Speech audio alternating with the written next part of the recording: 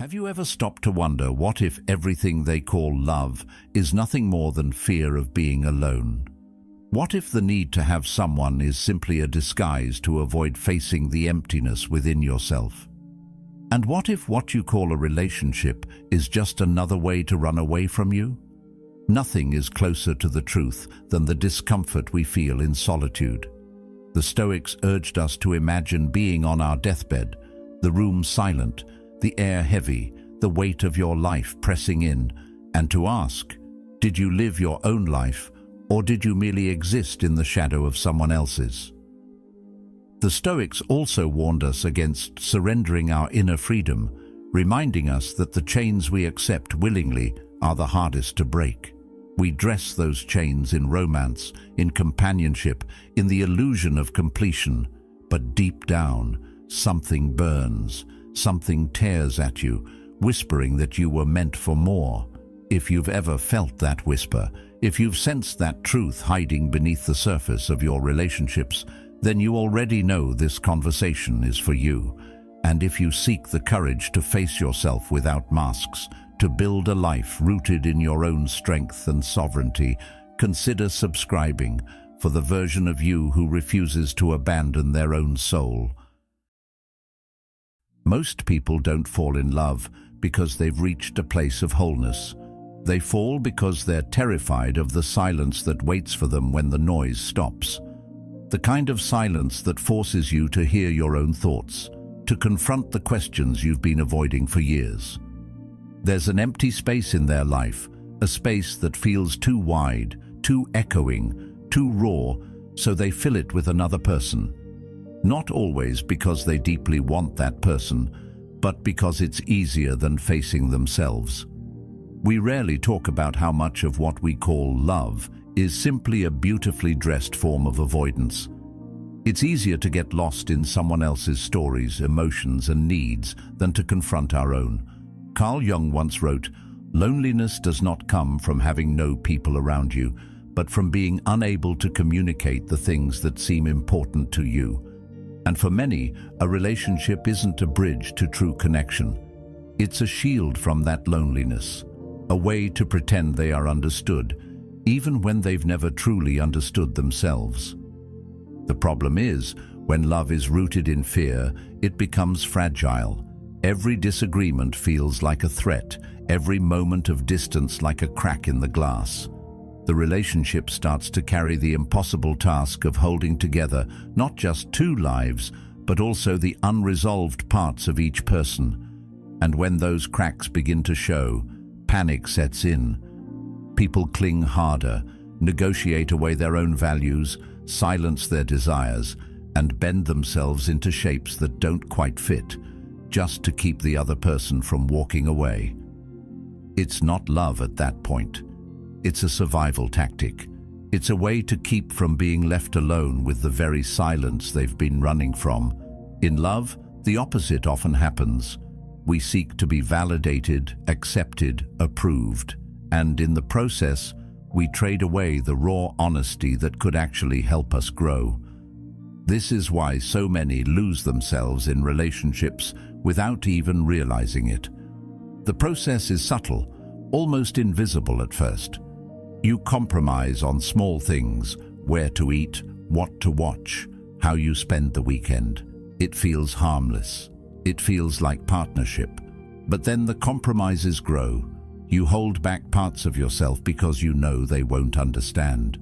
You stop pursuing certain dreams because they create tension. You start adjusting your personality, not because you want to, but because you're afraid that being your full self might cost you the relationship. Over time, the person you were becomes harder to recognize, even to yourself. Marcus Aurelius reminded us, "It is not death that a man should fear, but he should fear never beginning to live." And that's the quiet tragedy. So many people stop truly living once they're afraid of losing someone. When the foundation of love is fear, it keeps you from the very thing love is supposed to bring, freedom. A healthy love should allow you to stand taller, not shrink smaller. It should strengthen your individuality, not erase it. But when fear is in control, love becomes a contract of unspoken conditions. Don't be too much. Don't change too fast. Don't disturb the balance, even if that balance is quietly suffocating you. People convince themselves that this is normal, that this is the price of being with someone.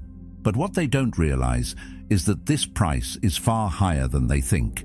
They're paying with their authenticity, their creativity, their growth. And all of it is traded for the comfort of not facing themselves.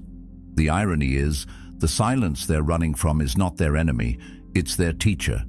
In solitude, the noise fades, and you begin to hear your real voice again. At first, it's uncomfortable. You hear doubts, fears, regrets. But if you stay with it long enough, you also hear your values, your calling, your truth. Jung said, "The privilege of a lifetime is to become who you truly are." You cannot do that if you're always drowning in someone else's presence. If your every thought is shaped to keep the peace rather than to find your own center. The fear behind love is rarely about losing another person. More often, it's about losing the distraction they provide. When you remove that distraction, you're left with yourself. And for many, that's the scariest encounter of all. But this is the encounter that changes everything. Because once you can sit in your own silence, without needing to escape it, you stop depending on others to make you feel whole. You stop negotiating away your identity for the sake of belonging. You begin to love by choice, not by necessity. And that is the kind of love that cannot be broken by absence or distance, because it's not built on fear, it's built on freedom. Choosing to face the silence is not easy. It takes courage to stop reaching for someone just to avoid yourself. But that courage is the foundation of a life where love becomes a gift, not a crutch. Where being with someone is a deliberate decision, not an unconscious escape. Where you can walk away from what doesn't serve you, not because you don't care, but because you care too much about not abandoning yourself. The fear behind love will keep you running in circles. Facing it will set you free. And freedom, as the Stoics taught, is the only possession no one can take from you. From the moment we're old enough to understand words, the story begins. It comes in bedtime tales, in movies, in the way adults speak about life. You grow up, you meet someone, you fall in love, and you settle down. It's painted as the ultimate destination, the final chapter where all loose ends are tied and the credits roll over a happy ending. Few ever stop to ask what happens after that scene fades to black, and fewer still question whether this script serves everyone, or whether it silently robs us of the chance to meet the most important person we'll ever know, ourselves. This conditioning doesn't arrive like a command. It's softer, more insidious. It lives in casual questions from relatives. When are you going to meet someone? As if your life is a waiting room for love. It hides in compliments that compare your worth to your relationship status. By the time we're adults, the message is no longer questioned. It's absorbed, unquestioned, like gravity. The effect of this quiet programming is profound. Without even realizing it, many people grow into adults who believe that life without a partner is incomplete by definition. They may travel, learn, build careers, but somewhere in the back of their mind there's a constant, unspoken reminder that all of it is just filler until they find someone. And so they enter relationships not out of readiness or genuine self-knowledge, but out of a sense of duty to the story they were handed. Carl Jung once wrote, "The most terrifying thing is to accept oneself completely."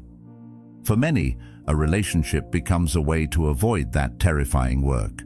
If someone else validates us, we don't have to fully validate ourselves. If someone else mirrors back our value, we don't have to face the silence that asks us to define it for ourselves. This invisible conditioning shapes not only who we choose, but how we behave once we've chosen. If you've been taught that your worth is tied to being partnered, You will often endure situations that harm you just to avoid returning to the dreaded state of being single. You will ignore red flags, tolerate disrespect, or contort yourself into someone else's ideal rather than risk the shame of ending up alone. Marcus Aurelius once observed, "It is not the things themselves that disturb us, but our judgments about them." The judgment here is subtle but crushing. Alone equals failure, together equals success. It is this false equation that keeps countless people trapped in lives that do not reflect who they truly are. It's worth noticing that this script doesn't account for individuality. It's one size fits all, yet sold as universal truth. Some people flourish in deep, committed partnerships. Others need long stretches of solitude to truly grow. But the conditioning rarely leaves room for the second option. Solitude is reframed as loneliness, and loneliness is presented as a problem that must be solved quickly. This pressure doesn't just come from others, it begins to live inside you.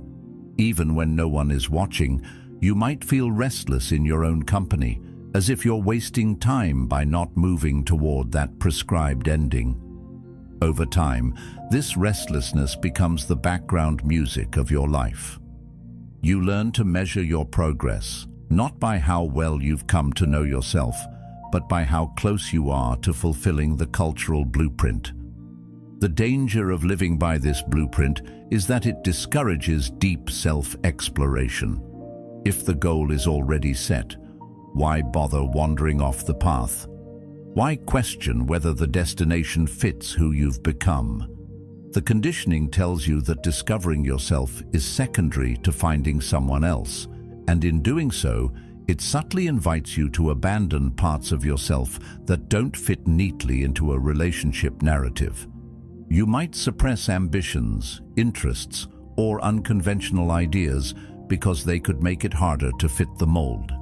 In this way, the story doesn't just shape your relationships, it shapes your identity. Jung often spoke of individuation, the process of becoming your true self, as the central task of life. This journey demands time, space, and a willingness to stand apart from the crowd. But the invisible conditioning tells you the opposite, that you must merge, pair off, and bind your life to another's as soon as possible. And here lies the tension.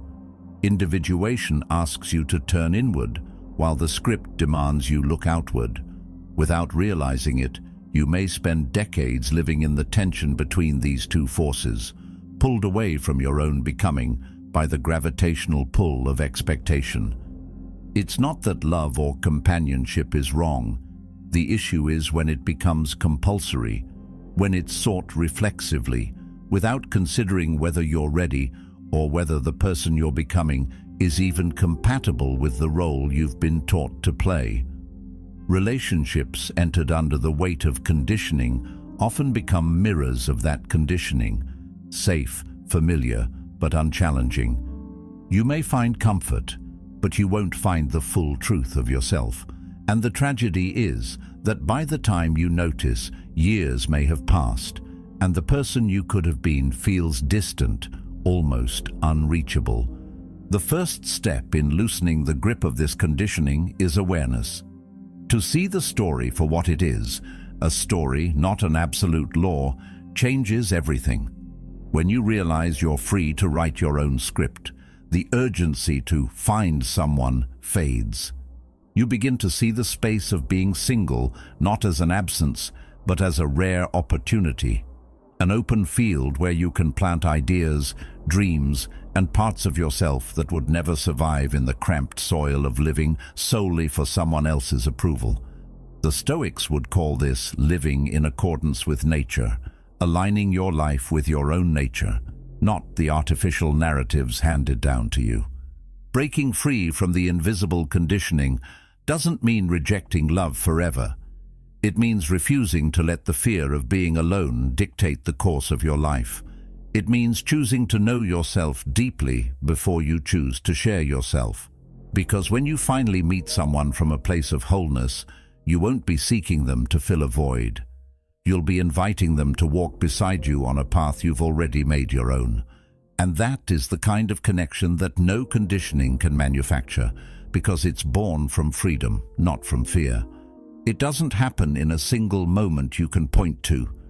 It's not as if one day you wake up and everything is different. No, it's slower than that. So slow you can convince yourself nothing is really changing. It starts with a tiny compromise. You skip something you wanted to do because it doesn't fit the plan. You soften your opinion in a conversation to avoid a little friction. You tell yourself it's not worth the argument, that this is what maturity looks like, that love means meeting in the middle. And at first it feels harmless, even noble. But over time, those small concessions begin to stack up, and the person you were starts to fade, not because anyone demanded it outright, but because you offered it piece by piece without noticing the cost. The shift is so subtle you barely feel it happening. You adapt to make things smoother, to keep the peace, to protect the bond you think you can't live without. And while compromise is part of any connection, there's a difference between adapting and erasing. When you start filtering your thoughts before you even speak them, when you swallow desires because they might cause discomfort, you begin to trade authenticity for security. The Stoics warned against this kind of bargain. Seneca wrote, "He who is brave is free." True freedom, in this sense, means being able to exist fully without constant self-editing. But when love turns into a stage where you're always rehearsing the right lines, freedom slips quietly out the back door. One of the reasons this disappearance is hard to detect is because it often gets framed as growth. You tell yourself you're becoming less selfish, more understanding, more flexible, and sometimes you are. But there's a line between growing and shrinking, and when the line blurs, you may not realize which side you're on until it's far behind you. You begin to notice little things. You laugh less the way you used to. You pursue fewer of the interests that once made you feel alive. You hesitate before expressing what's truly on your mind. In isolation, none of these seem alarming, but together they create a quiet erosion of self, a version of you that has been carefully sanded down to fit the shape of someone else's comfort. What makes this erosion dangerous is that it's self-inflicted. Rarely does someone explicitly ask you to disappear. Instead, you do it in the hope of keeping the connection. It's the unspoken belief that love is maintained by removing your sharp edges, by becoming easier to live with, by being agreeable even when it costs you something essential. Over months or years, the person staring back at you in the mirror feels familiar but strangely distant. You recognize the outline, but the inner fire, the specific combination of thoughts, desires, and expressions that made you who you are, has dimmed. This slow disappearance doesn't only happen in romantic relationships. It can take place in friendships, families, even workplaces. Anywhere the subtle pressure to belong outweighs the courage to stand as yourself, the erosion begins. And because the change is gradual, it often feels like the natural way things are supposed to be. You tell yourself that everyone compromises, that maybe this is just the cost of connection. But deep down, a quiet restlessness stirs. It's the part of you that remembers a time when you felt fully alive in your own skin, unedited and unapologetic. The painful truth is that disappearing in this way doesn't strengthen the bond, it weakens it. Relationships built on partial truths and filtered selves create a fragile foundation. You may keep the peace on the surface, but underneath, resentment begins to grow, and the connection becomes less about genuine closeness and more about maintaining an image. Marcus Aurelius reminded us, the soul becomes dyed with the color of its thoughts. If your thoughts are constantly tailored to avoid conflict, then your soul slowly adopts the muted tones of avoidance, losing the vibrant colors that made you unique. Reclaiming yourself from this disappearance isn't about swinging to the other extreme and refusing compromise altogether. It's about remembering that the truest form of love, whether romantic, platonic, or even self-love, thrives when both people stand whole. It's about recognizing that you can be kind without erasing your boundaries, that you can be loving without silencing your truth. The courage to be fully yourself will sometimes create tension, but tension is not the enemy. As the Stoics understood, the tests we face are the training ground for strength. A relationship that cannot withstand your authenticity is not one that can truly hold you. The slow disappearance is seductive because it feels safe. But that safety is an illusion if it comes at the expense of your own life force. You are not meant to be a softened, palatable version of yourself just to preserve an idea of love. Love that demands your absence is not love. It's a contract for slow self-abandonment. And when you finally see this, you begin to understand that the greatest gift you can give any relationship is the fullness of who you are, unshaped by fear and uncut by compromise. Because the moment you stop disappearing, you stop trading your life for someone else's comfort, and you start living it as it was meant to be lived, whole, present, and unmistakably yours. Belonging is one of the deepest human desires. We are wired to seek it, to feel anchored in a place, a group, or a person. There is comfort in knowing you have somewhere to return to, someone who will call you theirs, a life that feels shared rather than solitary. But what we rarely acknowledge is the quiet toll this belonging can take when it's not grounded in true freedom. The cost is rarely demanded outright. Instead, it shows up as a constant, almost invisible negotiation of your thoughts, your desires, your very essence. You learn over time which parts of yourself are welcome and which should be hidden away. And the more you trade away those parts, the safer you seem to feel, even as something essential in you begins to fade. The safety of belonging often comes wrapped in rules. Some are spoken, most are not. You discover that certain opinions are better left unsaid because they disturb the peace. Certain ambitions should be toned down because they threaten the balance. Even emotions, raw and unfiltered, are carefully measured so they don't make others uncomfortable. Slowly, you start to live in a kind of emotional and mental middle ground, never too much, never too little, always adjusted to fit the space you occupy. Epictetus warned, if you wish to improve, be content to be thought foolish and stupid. But belonging often makes us unwilling to be misunderstood. We choose smoothness over honesty, acceptance over self-expression, and that choice, repeated often enough, reshapes us. What makes this cost so subtle is that it often feels like love.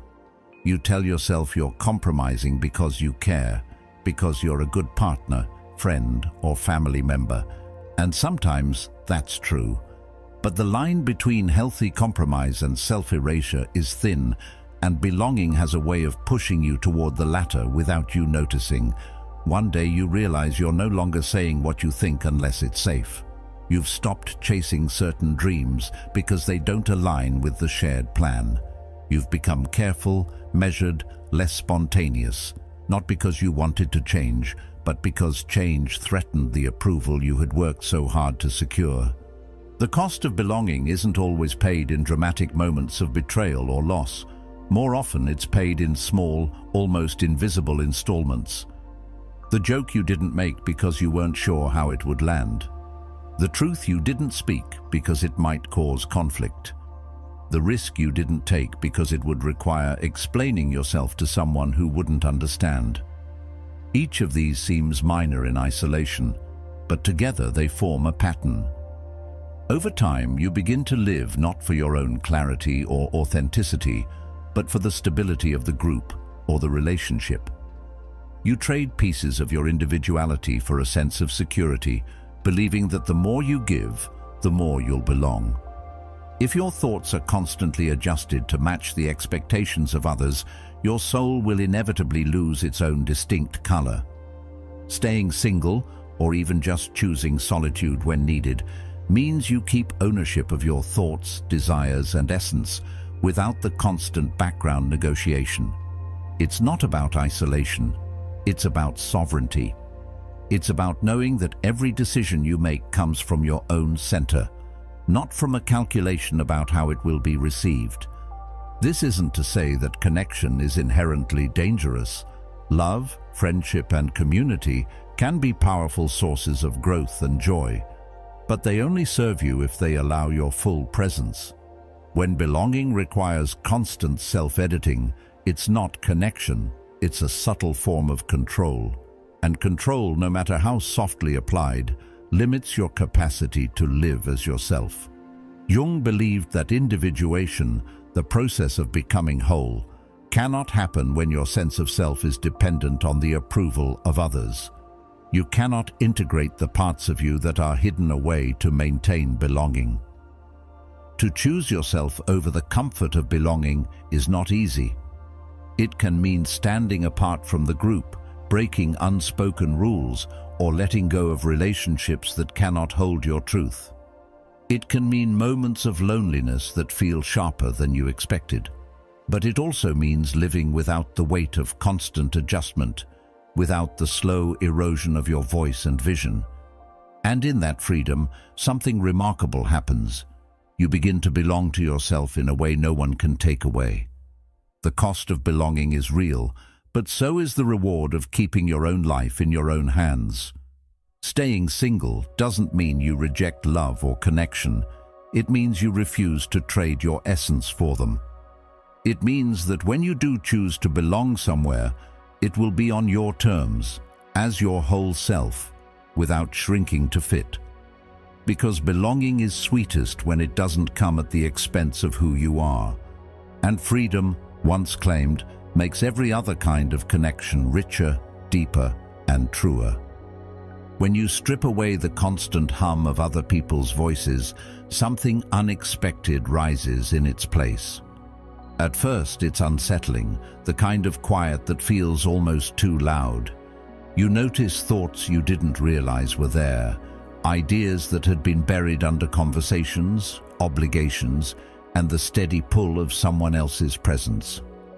Alone, there's no one to distract you from them. They surface with an intensity that can feel overwhelming, like a room you've avoided cleaning for years suddenly lit by a harsh, revealing light. Carl Jung once wrote, "Who looks outside, dreams. Who looks inside, awakes." Solitude forces that awakening. It asks you to turn inward, to look directly at what you've been avoiding. And while it can feel like discomfort at first, there's something else buried in it: clarity. As the days or weeks pass, that clarity deepens. You begin to hear your own voice with more precision, without constant negotiation of your thoughts to fit someone else's expectations. Your ideas stretch further, bolder. You start following your mind down paths you might have dismissed before because they didn't align with the shared plan or the comfort of the group. The world inside you begins to expand, filling with details and connections you couldn't see when you were too busy adapting to someone else's rhythm.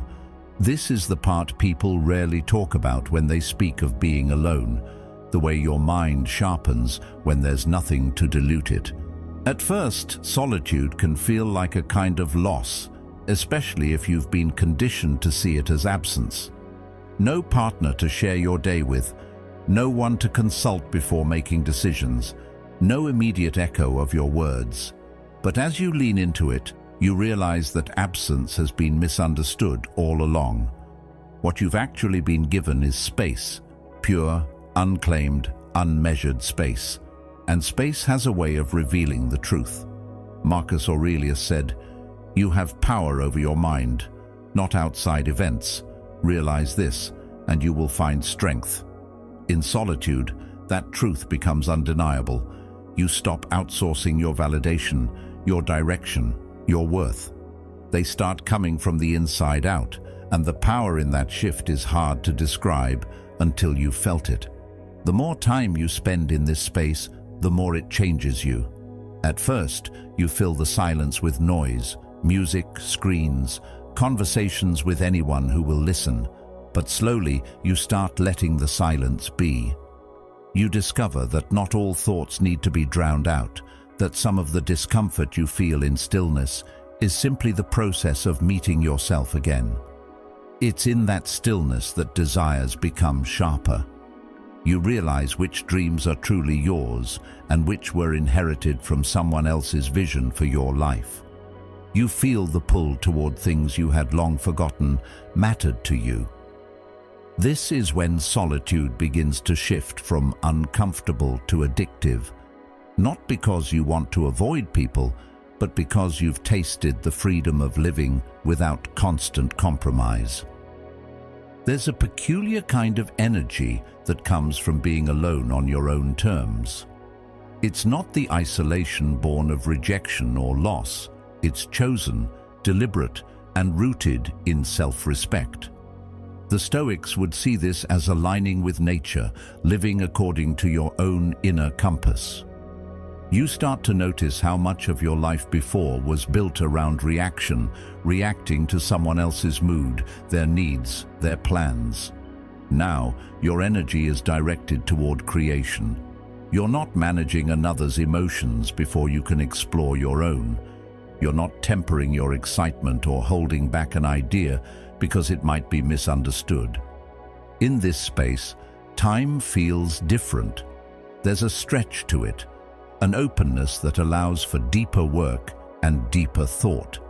You can pursue an idea until it's fully formed without being interrupted by the constant need to check in with someone else.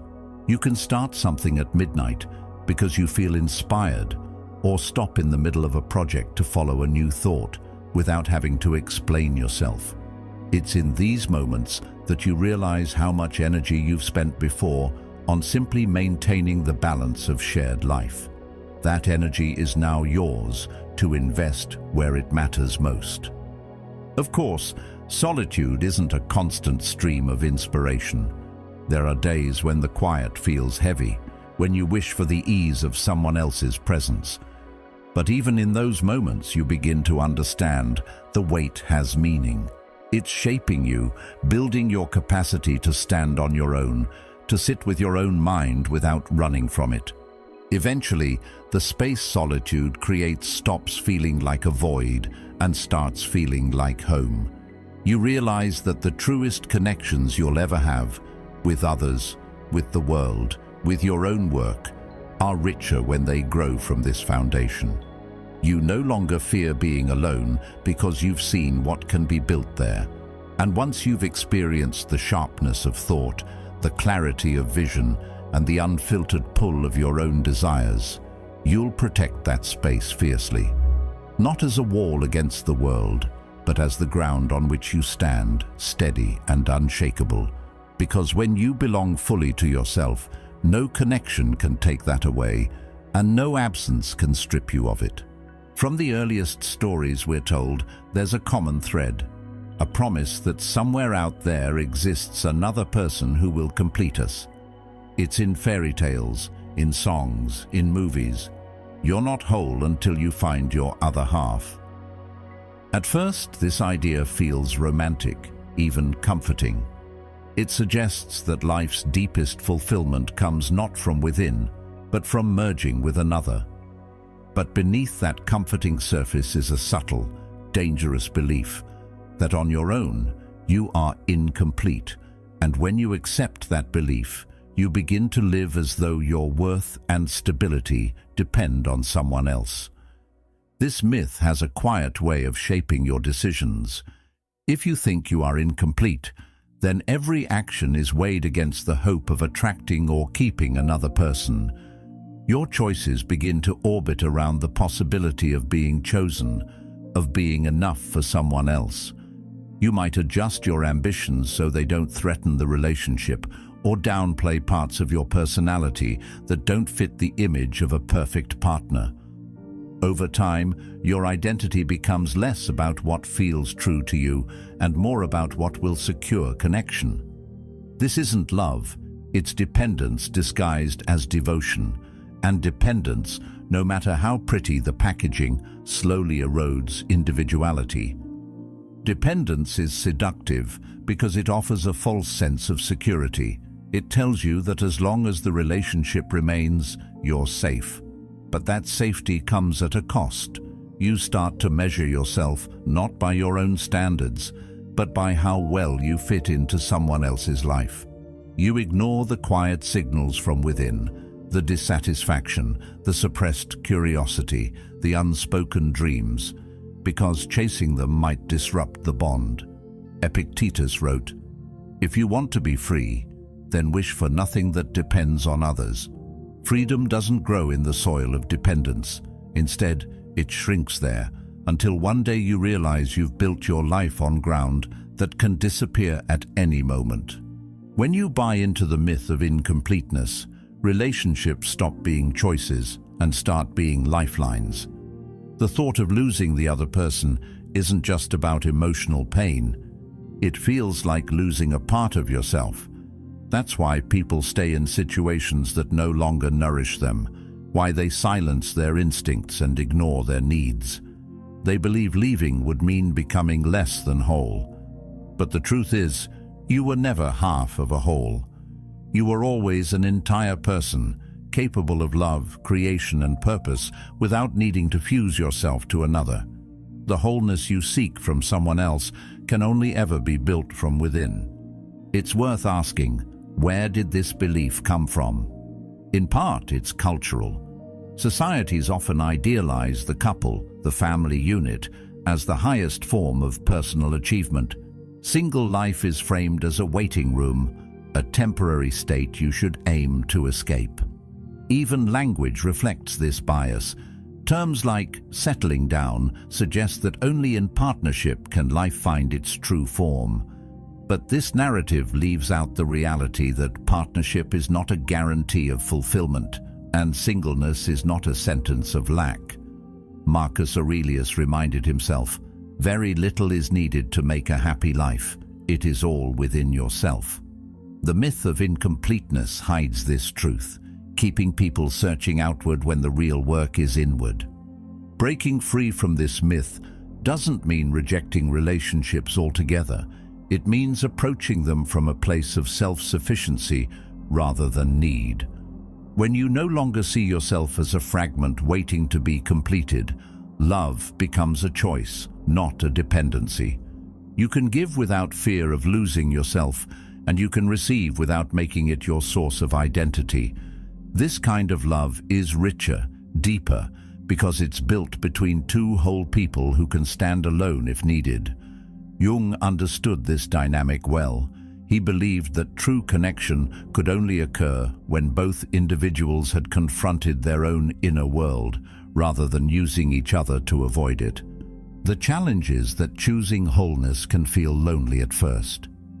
Without the immediate validation of a relationship, you have to face yourself in full, your flaws, your strengths, your unrealized potential. That's the work most avoid, which is why dependence can be so tempting. But once you start to build a life that feels complete on its own terms, something changes. The fear of being alone starts to fade. Your self-worth stops swinging with the moods or opinions of others. And the relationships you do form aren't built to fill a void, they're built to share abundance. The myth of incompleteness is powerful because it's been repeated so often it feels like truth. But the real truth is simpler and far more liberating. You are not half of anything. You are a whole, complex, capable being. The more you live from that place, the less you'll tolerate connections that require you to shrink. You'll stop treating love as an antidote to your existence and start seeing it as a complement to it. And in that shift, dependence loses its hold, individuality returns to its rightful place, and your life stops being a search for the missing piece and starts being the creation of something complete, entirely on your own terms. Society has a way of making its preferences clear without ever saying them outright. You see it in how people react to certain milestones, buying a house, getting married, having children. These are celebrated as markers of success, proof that you're on the right path. They make you predictable, and predictability is comforting to the collective. When you're part of a couple, people think they know what comes next. Your life has a familiar shape. It's easier to understand, easier to categorize, easier to control. But step outside of that pattern, live fully and unapologetically single, and suddenly you become harder to define. Your next move isn't obvious. You don't fit neatly into the expected script. And that unpredictability makes people uneasy because it signals freedom, the kind that can't be managed. The herd thrives on stability. It wants to know what to expect from you, and in return, it offers the safety of acceptance. But that acceptance comes with an unspoken agreement. Don't stray too far from the path. When you're coupled, the path is almost pre-written, shared plans, mutual compromises, a rhythm that keeps you in step with the majority. And there's nothing inherently wrong with that rhythm unless it drowns out the beat of your own drum. The thriving single person doesn't just hear their own rhythm, they live by it. They make choices that don't require consensus. They move in ways that can't be easily predicted. And in a world built on conformity, that is a kind of power that both fascinates and threatens. The reason unpredictability is so powerful is because it's rooted in autonomy. If no one can predict your next step, it means no one else is setting your direction. You're not following a script, you're writing your own. The herd may see this as instability, but for the outlier, it's freedom. Without the constant need to negotiate decisions with a partner, you can pivot when inspiration strikes. You can take risks without having to justify them. You can chase opportunities that don't make sense to anyone but you. And that ability to act without delay, without compromise, is a rare currency. Of course, the herd doesn't just ignore the outlier, it often tries to pull them back in. Questions come disguised as concern. Don't you want someone to share your life with? Aren't you afraid of ending up alone? Beneath these questions is an assumption that a life outside the couple framework is less valuable, less complete. But these are the questions of people who measure life by how well it mirrors the majority. They can't see that solitude, when chosen, is not a lack, it's a luxury. It's a wide open space where self-determination can flourish without interruption. The outlier knows this, and that knowledge becomes a shield against the subtle pressure to conform. What unsettles people most about the thriving single person is not their solitude, it's their contentment within it. If you're alone and miserable, the herd feels validated. It proves their path is the better one. But when you're alone and thriving, you disrupt the narrative. You show that happiness and fulfillment aren't exclusive to the couple's lane, and that makes others question the compromises they've made. Jung understood this discomfort, noting that the most intense conflicts, if overcome, leave behind a sense of security and calm that is not easily disturbed. The thriving single person has faced the conflict of societal expectation head-on, and in overcoming it, they've found a calm the herd can't quite replicate. Unpredictability also breeds resilience. When you're not dependent on another person to define your identity, you're less shaken by change. The herd fears disruption because it throws their carefully constructed stability into question. But the outlier moves through change fluidly. They're used to navigating without a preset map. They know that life can shift in an instant, and they've built themselves to adapt. This adaptability is another form of power, one that allows them to seize opportunities and weather challenges without losing their sense of self.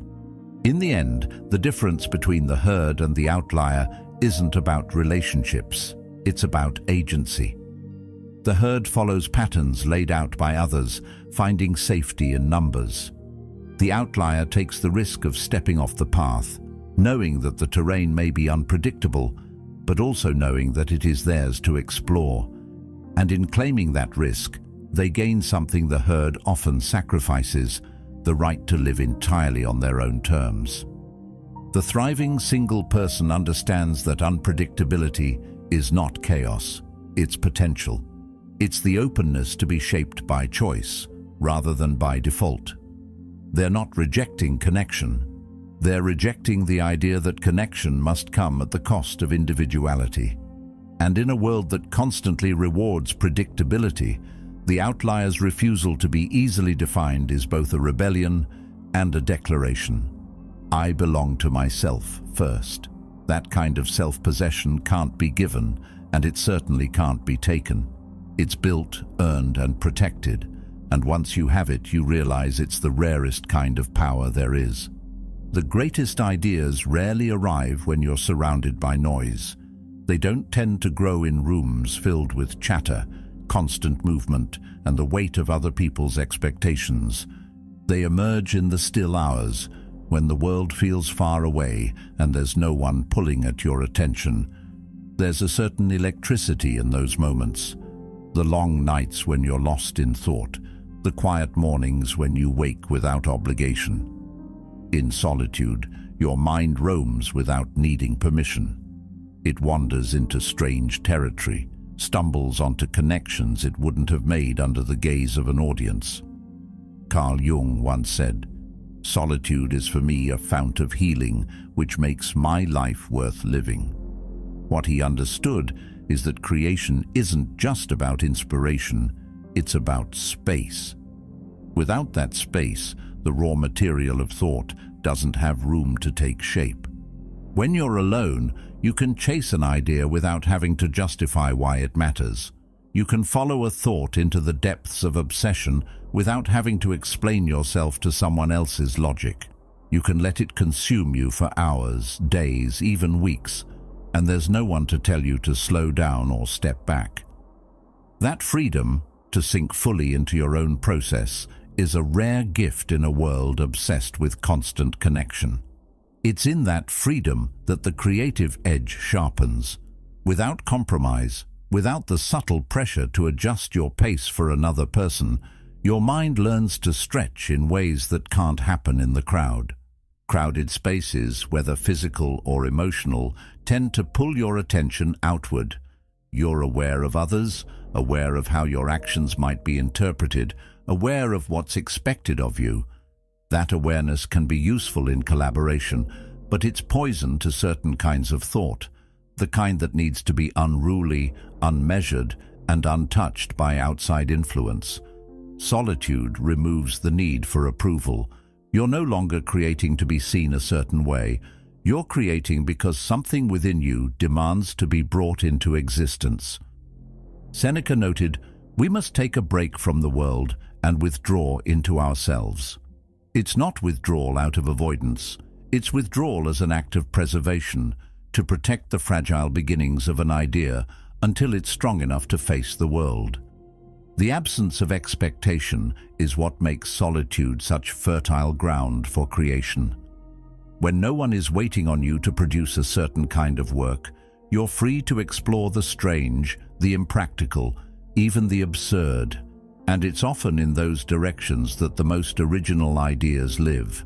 You can write something that may never be published, sketch something no one will see, experiment without fear of failing in public. In this way, solitude acts as a laboratory for your imagination, where mistakes are not only allowed but necessary. Without the constant lens of someone else's opinion, you can take risks that would otherwise feel too exposed. There's also a rhythm to solitude that nurtures creativity. Without the interruptions that come from shared life, you can enter what psychologists call flow more easily, a state where time disappears, and you're so absorbed in the work that nothing else exists. You don't have to stop mid-thought to respond to a message or explain why you're still at your desk. The momentum builds, carrying you deeper into the process, and sometimes what emerges from that state is something you could never have forced through will alone. Marcus Aurelius wrote, "Nowhere you can go is more peaceful, more free of interruptions than your own soul. And in that uninterrupted space, your best work often finds you."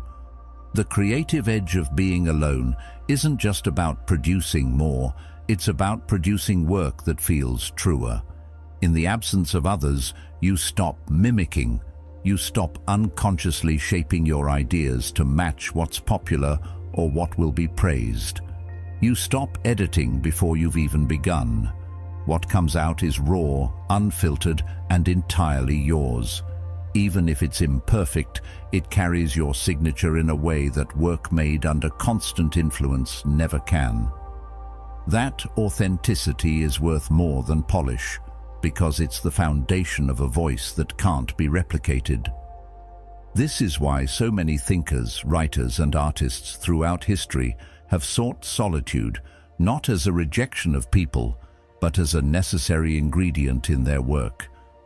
They understood that while collaboration has its place, the deepest, most transformative insights are often born in the quiet hours no one else sees. Alone, you can wrestle with your own contradictions, push against your own limits, and listen for the truths that don't speak loudly enough to be heard in the crowd. Those truths might unsettle you at first, but they're the ones that tend to reshape everything you create afterward. In the end, the creative edge of being alone comes down to this. Solitude gives you room to hear yourself clearly, without interruption, without dilution. It allows you to build something before the world has a chance to tell you what it should be. And once you've experienced that kind of space, once you've felt what it's like to create without compromise, you start to guard it fiercely. Not because you want to shut the world out, but because you've seen how much more alive your work, your ideas, and your very self become when you give them the gift of being born in silence. When you step out of the constant exchange of emotions that comes with being closely tied to someone else, something subtle but powerful begins to happen. At first, it's disorienting. You're used to checking the emotional temperature of another person before you even know your own. You've been conditioned to adjust your tone, your energy, your words to keep balance or avoid conflict. But when you remove yourself from that constant negotiation, the static starts to clear. You begin to realize just how much of what you've been feeling all along wasn't even yours. It's not that other people intend to weigh you down, it's just what happens when you're deeply connected. Their highs become your highs, their lows seep into your bones. Over time, it becomes harder to tell where you end and they begin. But in solitude, you start to notice the difference. You realize that the irritation you've been feeling isn't a permanent part of you. It's residue from constantly managing another's frustrations. The heaviness that used to linger in your chest doesn't belong to you at all. It's something you absorbed in the process of trying to keep the peace. The Stoics believed that our peace of mind depends not on events themselves, but on the judgments we attach to them. When you're alone, those judgments are finally yours, unfiltered and unshaped by someone else's lens. At first, this clarity can feel almost too sharp. You're not used to sitting with emotions without immediately explaining or justifying them to another person. There's no one to reassure you that you're overthinking, no one to distract you with their own crises. You're left to feel what you feel in full. And in that full, unmediated experience, you start to hear yourself again. You notice what actually excites you, not what you've been pretending to be excited about to match someone else's mood. You notice what truly irritates you, not just what's been convenient to argue over. Slowly, your emotional landscape stops being a shared space and starts becoming your own territory. This is where the detox really happens. Without the constant influx of another person's needs, moods, and unspoken expectations, your nervous system begins to settle. You stop waking up braced for emotional surprises. You stop rehearsing conversations in your head before they happen. You start moving through the day without the weight of invisible negotiations. Should I say this? Will this upset them? Do I need to fix this before it becomes a problem? The space left behind isn't empty, it's breathable. It's filled with your own rhythm, your own pace, your own sense of balance. Emotional independence doesn't mean you stop caring about others. It means you stop carrying them in ways that cost you yourself. In solitude, you learn to communicate those things to yourself first. You learn to validate your own emotions without waiting for someone else to acknowledge them. You give yourself permission to feel without the need to edit for someone else's comfort.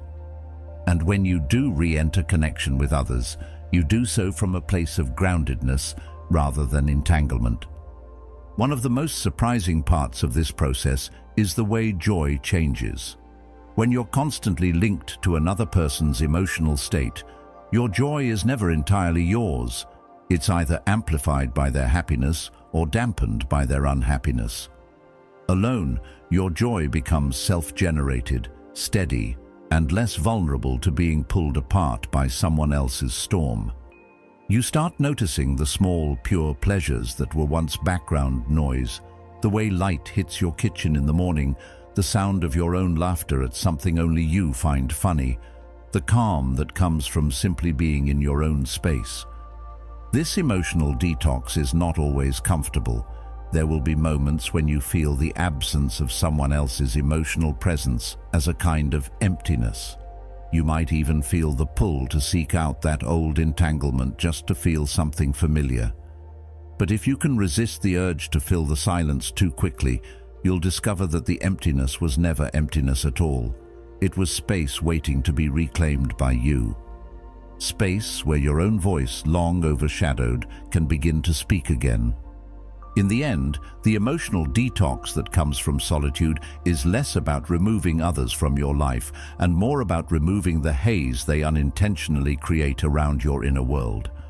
It's about finally standing in the center of your own emotional weather without being swept away by someone else's storms. And once you've felt that kind of clarity, once you've experienced the quiet strength that comes from owning every feeling that passes through you, you understand why protecting it becomes non-negotiable. Because in that clarity, you don't just hear yourself again, you recognize yourself. And that recognition is the beginning of everything. When you choose to live on your own terms, without leaning on the structure of a partner or the validation of a group, the labels come quickly. Lonely, selfish, incomplete. These words aren't really about you. They're about the discomfort your independence stirs in others. You've stepped outside the script, and people don't quite know what to do with that. The system loves dependence because it's stable. A dependent person is easier to guide, easier to sell to, easier to keep in place. If your sense of self comes from your partner's approval or from your role within a group, you'll go to great lengths to protect it, even at the cost of your own truth. Dependence keeps you in line, but it also keeps the system safe. When you no longer need that structure to feel whole, you can't be controlled in the same way. Your decisions aren't dictated by fear of being left out, abandoned, or judged, and that makes you unpredictable, something the system doesn't know how to handle. It's no surprise, then, that independence gets mislabeled. They call it loneliness because they can't imagine fulfillment without constant company. They call it selfishness because you prioritize your own path over the comfort of conformity. They call it incomplete because their idea of complete is built on the presence of someone else. This mislabeling works as a kind of social control. If independence is painted as something undesirable, fewer people will pursue it. If staying single is framed as failure, people will rush to couple up, even if it means silencing parts of themselves to fit the mold. The system doesn't need to chain you physically. It only needs to shape your beliefs about what makes life meaningful. That's why the choice to live free, truly free, is so radical. It's not just about you. It's about refusing to reinforce a cycle that trades authenticity for acceptance. Independence is threatening because it's proof that you can live without constant validation. You don't need someone to tell you who you are, to make your choices feel legitimate, or to keep you from feeling empty. This isn't about rejecting love or connection. It's about removing need from the equation. Love given freely, without dependence, is one of the purest forms of it. But to reach that point, you have to stand firmly on your own. And yet, this kind of freedom isn't easy to hold. It comes with its own challenges. There will be days when the weight of being fully responsible for your own life feels heavier than you expected. No one else is there to take the blame when you fall, and no one else gets the credit when you succeed. You own it all. But that's the point. Freedom without ownership isn't real freedom. It's just another form of dependence disguised as choice. The truth is, people fear what they secretly want. Those who criticize your independence often wish they had the courage to claim their own. They might not admit it, even to themselves, but your example forces them to confront the compromises they've made. It's easier to dismiss you than to question whether they've settled for something smaller than what they truly wanted. That's why standing in your freedom isn't just a personal choice. It's an act that can shift the people around you, even if it's met with resistance at first. So when they call you lonely, remember that solitude can be a source of power. When they call you selfish, remember that self-respect is the foundation for every meaningful connection you'll ever have. When they call you incomplete, remember that wholeness doesn't come from what you add to your life, but from what you refuse to give away. The system may thrive on dependence, but your life doesn't have to.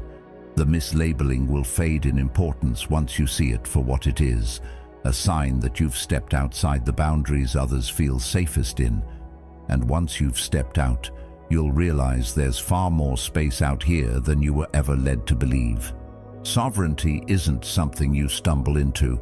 It's something you earn, and the price is never cheap. To claim it, you have to let go of things most people cling to as proof of a good life. The shared plans that give you a sense of direction. The automatic affection that reassures you without asking for effort. The built-in companionship that makes weekends and holidays feel less empty. These are warm, comforting things, but they come with strings attached. Strings that can quietly pull you away from yourself. To step into true sovereignty means cutting some of those strings, and that's a decision most won't make because it demands giving up a comfort that feels too good to lose.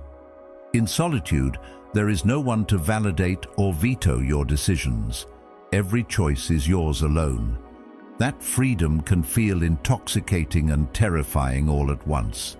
There's no one to share the weight when a decision turns out wrong, no one to split the blame with. But there's also no one to hold you back when your instincts are sharp and your vision is clear. Sovereignty is about owning both outcomes, the victories and the mistakes, with the same steady acceptance. You stop outsourcing responsibility for your life and start carrying it entirely yourself. The Stoics understood this deeply. Epictetus wrote, "No man is free who is not master of himself." Solitude becomes the training ground for that mastery. Of course, the price you pay isn't only in tangible comforts. You pay in moments of doubt, in nights when silence feels heavier than you thought it could, in mornings when you wish there was someone beside you to share the small joys. Sovereignty can be lonely, not because you lack people in your life, but because you've chosen to live without depending on them to steady you. You learn to be your own anchor, to generate your own reassurance, to sit with discomfort instead of reaching for a quick fix in the form of someone else's presence. That skill, learning to hold your ground in the absence of external support, becomes one of your greatest strengths. The beauty of sovereignty is that it changes the quality of every connection you do choose to have. Without dependence, relationships are no longer about filling a void. They become choices made from abundance, not necessity. You're not asking someone to complete you or rescue you from yourself. You're inviting them to walk beside you because you want to, not because you have to. Jung often spoke of individuation, the process of becoming whole within oneself. Sovereignty is the lived expression of that wholeness. You can love deeply without the fear that losing someone will cause you to lose yourself. But the world rarely encourages this kind of self-rule. It thrives on mutual reliance, on the predictability of people who are bound to each other in ways that keep them in place. A sovereign individual can't be as easily managed or persuaded. You're less likely to accept what doesn't align with your values, less willing to stay in situations that don't serve your growth. That can make you harder to be around for those who prefer comfort over truth. You may find that some relationships fade because they were built on your willingness to compromise pieces of yourself to keep the peace. Sovereignty doesn't allow for that kind of self-erasure. The price also includes the need to confront yourself without distraction. There's no one to blame when you fail to act, no one to hide behind when you avoid the hard work. You see yourself clearly, your flaws, your blind spots, your excuses, and in that clarity, you have two choices: change or accept the truth of who you are without running from it. Both are difficult, but either one is a step toward the kind of freedom most people only talk about. The reward for paying this price is a life that is unmistakably your own. Every decision, every achievement, every mistake carries your signature. You move through the world without needing to dilute yourself for acceptance or bend yourself into a shape that fits someone else's plans. Your time is yours. Your energy is yours. Your mind is yours. That doesn't mean life becomes easier. It means it becomes yours in a way that nothing and no one can take from you. And once you've felt that, once you've lived days and months knowing that you are the sole author of your choices, it's almost impossible to give it up. The comfort of shared plans and automatic affection will always have their pull, but they'll never outweigh the quiet, steady power of knowing that you belong completely to yourself. That is the price of sovereignty and the reason it's worth paying. There's a point in solitude where something shifts. At first, being alone can feel like a space you're trying to fill, a room too quiet, a life missing a sound you've grown used to. You might catch yourself glancing at your phone, not because you have something to say, but because you're hoping someone will remind you that you matter. In the beginning, solitude tests you. It shows you every crack, every place you've relied on someone else to hold together. But if you stay with it long enough, if you resist the urge to rush back into the comfort of being needed or being validated, something remarkable begins to happen. The silence stops feeling like a punishment. It starts feeling like a kind of strength you didn't know you had. It's not a sudden transformation. It's gradual, almost unnoticeable at first. You wake up one morning and realize you don't feel the same pull to check in with someone before making a decision. You don't need someone to reassure you when doubt creeps in. You've learned to steady yourself. That's the quiet power of independence. It's not loud or boastful, but it's unshakable. You've stopped outsourcing your stability to others, and with that, you've taken back a kind of freedom most people never truly know. The Stoics understood this well. Epictetus taught that freedom comes when you control your own mind and desires, when you no longer depend on things outside yourself to be at peace. There's also a deep calm that comes with knowing you can handle life without leaning on someone else's emotional scaffolding. You've been through the moments of doubt, the long nights when you questioned if you were strong enough to stand alone, and you've emerged on the other side, not untouched, but unbroken. You no longer fear the quiet because you've learned to hear your own voice in it, and that voice has become louder, clearer, and more trustworthy than the noise of outside opinions. What's interesting is how much this changes your relationships, not by pushing people away, but by redefining why they're in your life. When you're no longer seeking someone to complete you, you start choosing people who expand you. Love, friendship, connection, these things stop being about filling a void and start being about sharing abundance. Jung believed that real connection could only happen between two whole individuals, each responsible for their own growth. When you've met yourself fully, you can finally meet others without the weight of unspoken need. Of course, this unshakable self isn't without vulnerability. You still feel pain, disappointment, and longing, but they no longer destabilize you. You're not afraid of loss in the same way, because you know you won't lose yourself with it. You've been alone before and survived. You've sat in the quiet and found not emptiness, but a rich inner life that no one else could give you. And when you carry that knowledge, it changes how you move through the world. There's also a humility in this stage. You recognize that self-reliance doesn't mean isolation. You can accept help without feeling dependent. You can love without fear of losing your footing.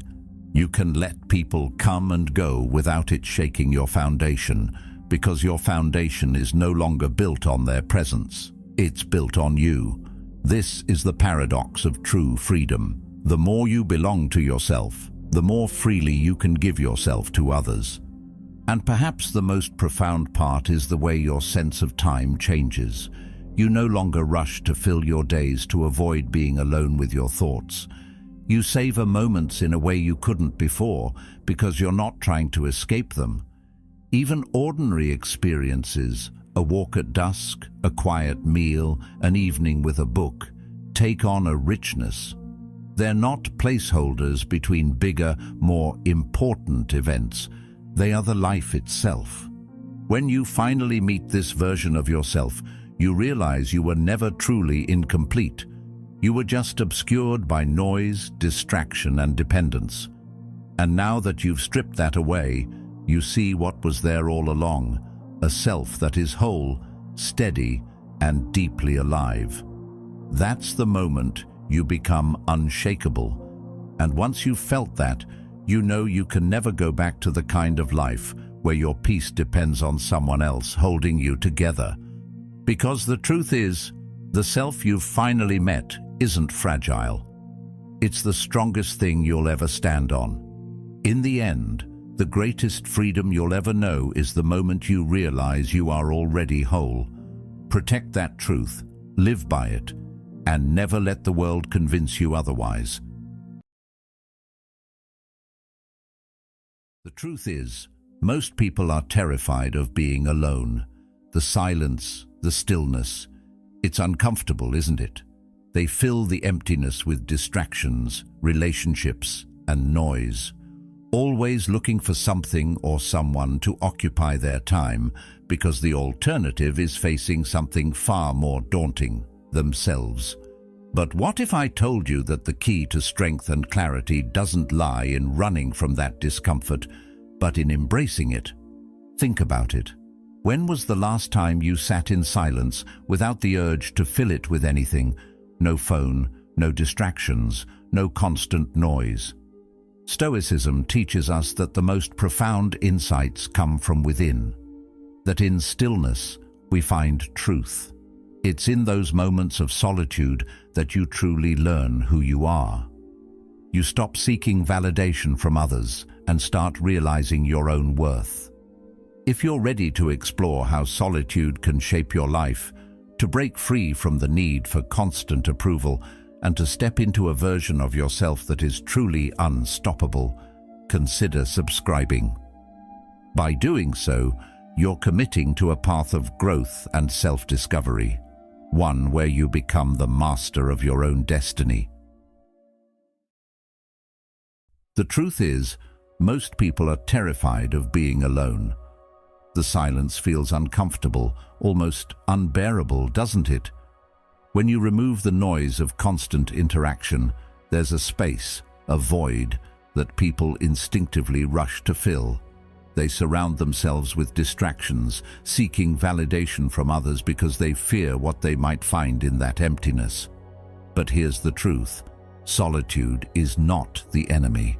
It's the most powerful ally you can have in your quest for self-discovery. When you choose to be alone, you open the door to profound self-reflection. You begin to understand yourself in ways that constant noise and external validation can never provide. And the longer you stay in that solitude, the more you realize it's not emptiness, it's an opportunity for growth. Your thoughts become clearer, your values stronger, your goals more defined. In solitude, you begin to see that you are the most important person in your life. It's where you learn to trust your own judgments, where you find the confidence to make decisions without seeking approval from anyone. And as Carl Jung wisely said, "Who looks outside dreams, who looks inside awakes."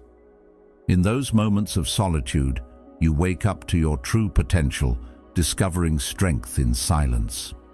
Choosing solitude doesn't mean you're shutting yourself off from the world, but rather you're tuning into the most essential relationship you'll ever have, the one with yourself. Society often equates being alone with weakness, but it's exactly the opposite. Being alone doesn't mean being lonely, it means being empowered.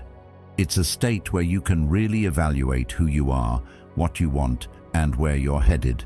The longer you remain single, the more you grow into yourself.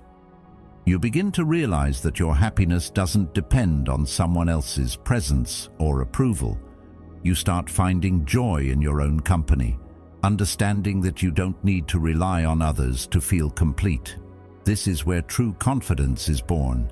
It's the confidence that comes from knowing you are whole, independent, and capable, with or without anyone by your side. As you continue on this journey of self-reflection, the distractions start to fade away, and you begin to see the world differently. You stop letting the opinions of others dictate how you feel about yourself. Instead, you create your own narrative, one where you are in control of your emotions, your actions, and your life. This is where Stoicism truly begins to shine. Stoic philosophy teaches us that our external circumstances should not define our happiness or our peace of mind. Marcus Aurelius reminds us, "The happiness of your life depends upon the quality of your thoughts." The longer you spend in solitude, the more your thoughts sharpen, the clearer your purpose becomes, and the less you're swayed by the fluctuations of life around you. You start to realize that the key to peace and happiness lies within, not in seeking approval from others. But the fear of solitude is not just about external validation, it's also about facing ourselves. Many people avoid being alone because they're afraid of what they might discover about their own thoughts, habits, and behaviors. It's easier to distract ourselves with relationships, work, or entertainment than to face the uncomfortable truths within. But when you sit in silence, you can no longer escape from your own mind. And that's a good thing. It forces you to confront your insecurities, your weaknesses, and your fears. But it also forces you to see your strength, your resilience, and your potential. And when you embrace this, you start to realize that you are capable of far more than you ever imagined. This self-awareness is the key to transformation. It's what allows you to move forward with confidence and clarity. In solitude, you discover that you have everything you need to thrive. You just need to tap into it. The longer you stay in solitude, the more you start to realize something profound. You are enough. You don't need anyone else to validate your worth. This is a game changer because it's so easy to fall into the trap of seeking validation from others, especially in relationships. We often seek approval from our partners, our friends, or society at large, thinking that their approval will make us feel complete. But the truth is, approval from others is fleeting. It's based on their perception of us, not our own sense of self. When you learn to validate yourself, you free yourself from this cycle of dependence. You stop seeking validation outside and start to recognize that you are worthy just as you are. And as Seneca once said, "It is not that we have a short time to live, but that we waste a lot of it." When you spend time focusing on your own growth, on refining your thoughts and actions, you stop wasting time on external validation. You realize that your time is better spent building yourself up rather than seeking others' approval. This shift is powerful because it completely changes the way you move through the world. When you stop relying on others for validation, something remarkable happens. You start to attract people who value you for who you truly are, not for who you pretend to be. You stop bending yourself to fit into others' expectations, and instead, you stand firm in your own values. This attracts the right people into your life, the ones who respect you, admire you, and see you for your true worth. They don't come into your life because you seek them out, but because they are drawn to the confidence and authenticity that radiates from you. You no longer need to chase affection or approval because it naturally gravitates toward you. This magnetic quality comes from within, born from your understanding that you are enough on your own. And as you continue to embrace solitude, your standards begin to rise. You stop settling for relationships or situations that don't serve your growth or align with your values. This is where your power lies. The longer you stay single, the more you start to realize that you are the prize. You no longer accept behavior that disrespects you, that drains your energy, or that doesn't add value to your life. You become more selective in how you spend your time and who you allow into your world. You start to understand that your energy is precious and you guard it fiercely. You don't need to prove anything to anyone. Instead, you focus on your own growth and development. You know that by doing this, you become the best version of yourself, and that is the greatest gift you can give to the world. This transformation is not always easy. It requires a commitment to self-awareness, self-discipline, and sometimes a willingness to face uncomfortable truths. But the rewards are immense. The longer you spend in solitude, the more you refine your mind, your body, and your spirit. You start to operate from a place of inner strength, not out of desperation or fear. You learn to trust your own judgment, to make decisions without seeking approval, and to move through life with clarity and purpose. You become untouchable because you no longer rely on anyone or anything outside yourself for validation. You have learned to find peace within, and that is the foundation of a truly powerful life. In the end, the longer you stay single, the more powerful you become. You learn to embrace your solitude, to trust yourself, and to build a life that is centered on your own values and purpose. You stop seeking validation from others and instead become the source of your own power. This is the path to true self-mastery, the path that leads to freedom, strength, and unshakable confidence. And once you walk that path, there is no going back. You become the architect of your own life, fully in control and unapologetically yourself. In a world that constantly pushes us to seek validation from others, it can be incredibly difficult to break free from the cycle of needing external approval. It's almost as if we've been conditioned to believe that our worth is only defined by the way others see us. Whether it's the praise of a friend, the approval of a partner, or the recognition of society, we grow up believing that without it, we are incomplete. But what happens when that validation is taken away? What if, for once, you stopped measuring your value by someone else's standards? This is where the power of self-validation comes into play. When you choose solitude, when you step away from the noise of the world, you begin to realize something profound. You don't need anyone's approval to feel complete. At first, it's uncomfortable. The idea of being enough for yourself, without needing someone else to confirm it, is a hard pill to swallow. But once you embrace it, your entire perception of yourself begins to shift. You stop seeking constant reassurance, and you begin to see your own worth. And that's when the magic happens. Your self-esteem doesn't depend on the approval of others anymore. It grows, fueled by the realization that you are valuable simply because you exist, not because of how others perceive you. This transformation is not just mental, it affects every aspect of your life. When you no longer depend on others to tell you your worth, you stand stronger, more grounded, and more confident. It's easy to get trapped in the cycle of seeking validation. It feels good, doesn't it? A compliment here, a nod of approval there. It gives us a temporary sense of being seen and valued. But the danger lies in making that external validation the foundation of our self-worth. Because when it's taken away, we're left with nothing but an empty feeling, unsure of who we are. It's like building a house on sand. The moment the winds of doubt or rejection blow, everything comes crumbling down. But in solitude, when the noise quiets and you are left with just yourself, you begin to understand that your worth is not tied to the opinions of others. You begin to validate yourself. This shift in mindset doesn't just change how you see yourself, it changes how you interact with the world. Instead of constantly seeking approval, you become more grounded in your own values and beliefs. Your actions are no longer driven by the need to please others, but by the need to align with your own principles. As Epictetus said, "It's not what happens to you, but how you react to it that matters." When you validate yourself, you take back control.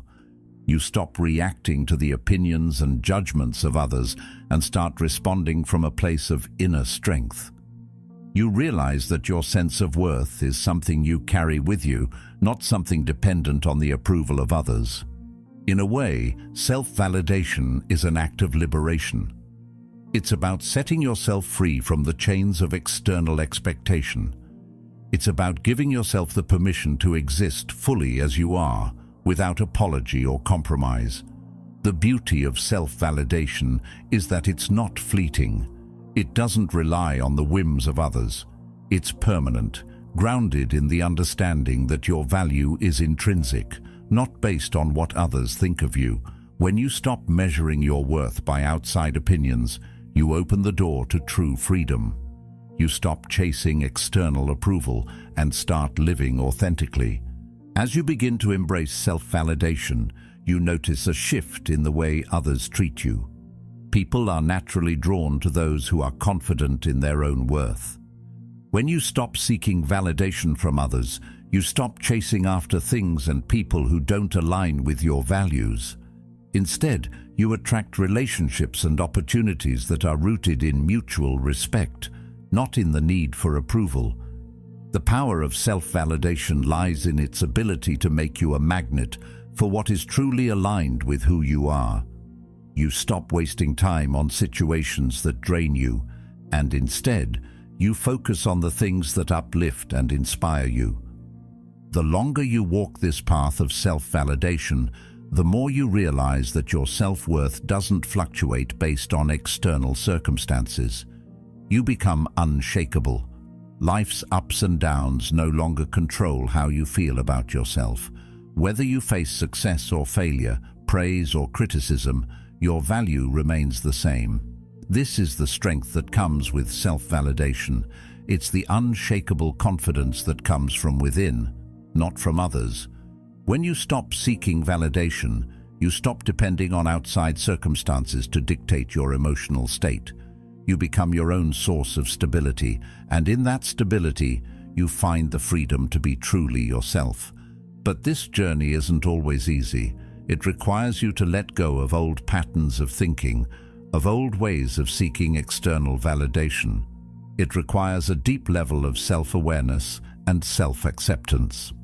But once you start practicing self-validation, you'll begin to see the incredible changes it brings to your life. Your relationships become healthier because they are based on mutual respect and understanding, not on the need for validation. Your work becomes more fulfilling because it's aligned with your purpose.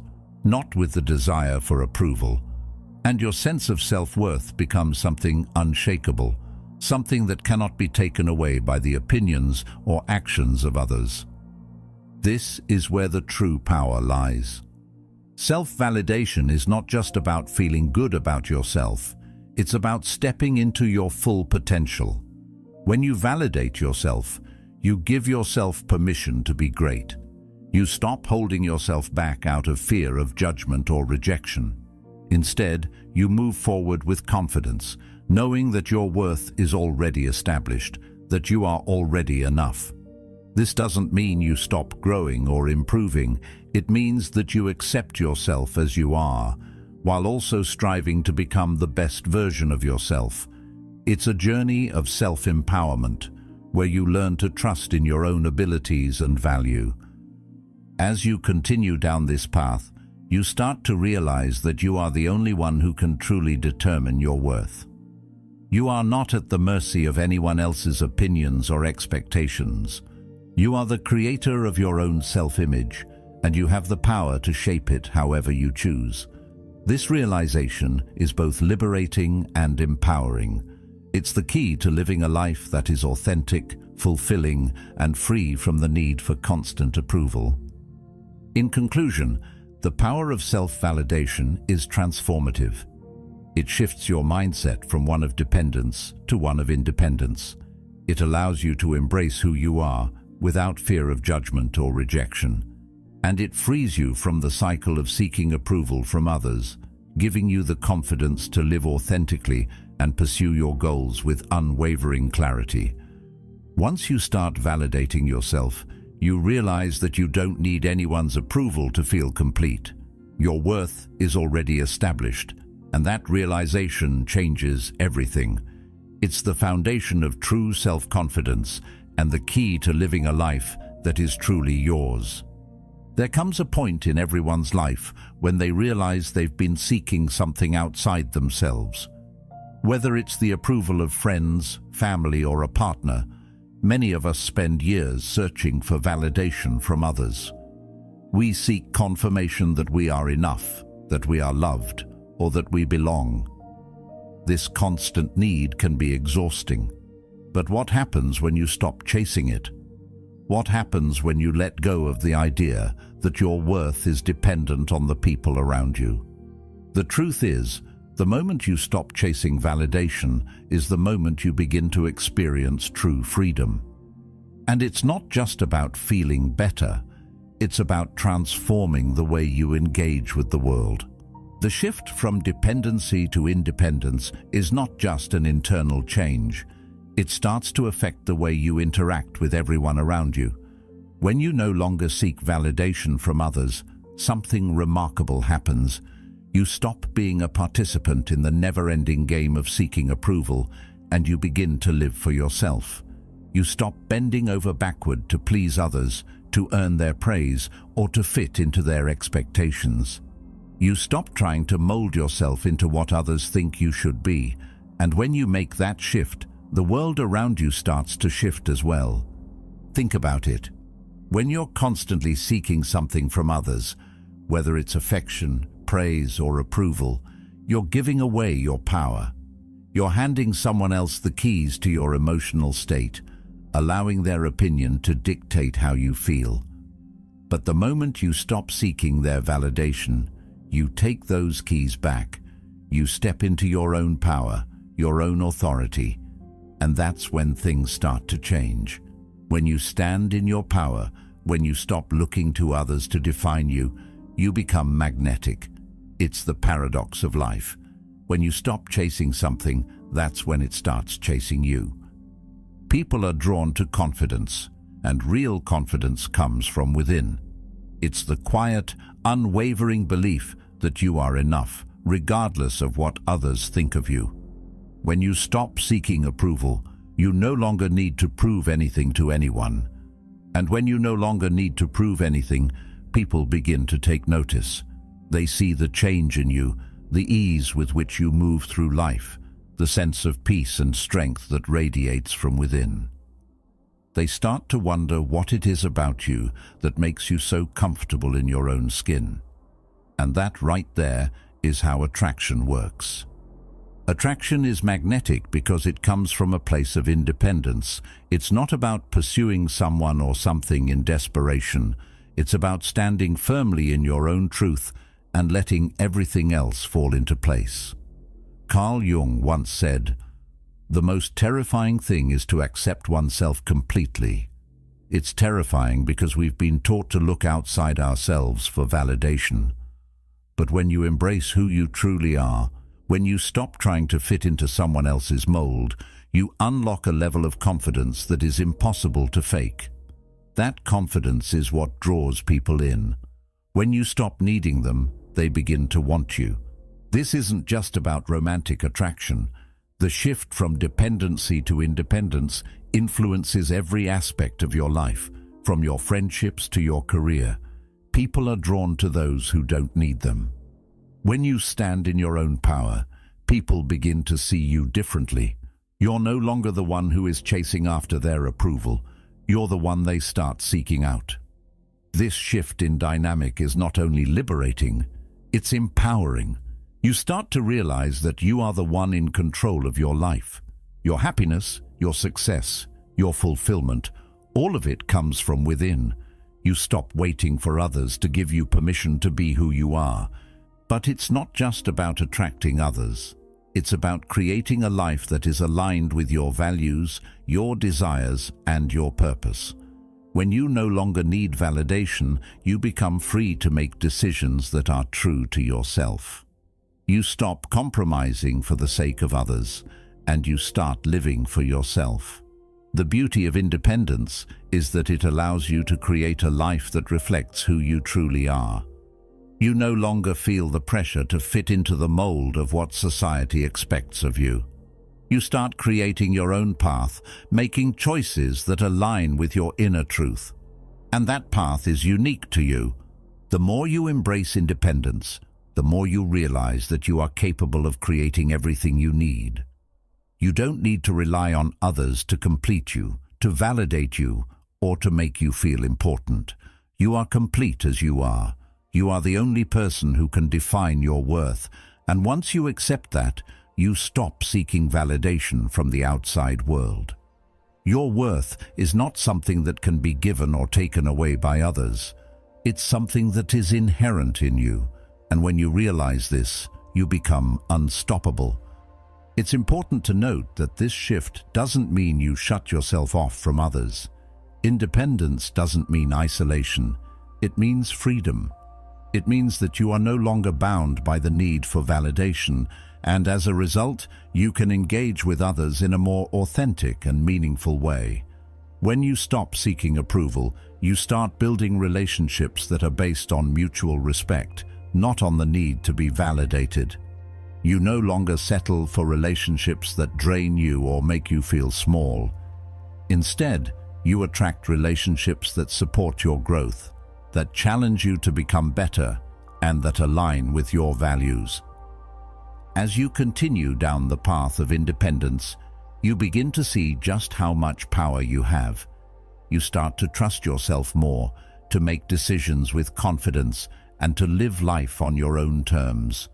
The world around you shifts because you are no longer trying to fit into someone else's vision of who you should be.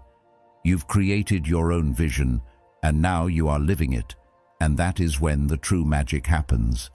The more you embrace your independence, the more you become the person you were always meant to be. But here's the key. This doesn't happen overnight. It's a process, a journey of self-discovery and self-empowerment. It takes time to unlearn the habits of seeking validation and to embrace the strength that comes from within. But once you do, you realize that the only approval you ever needed was your own. When you stop seeking validation from others, you start to live with a sense of purpose and clarity. You stop chasing after things and people that don't align with your true self, and in doing so, you start to attract everything that is meant for you. You stop chasing, and the world begins to chase you.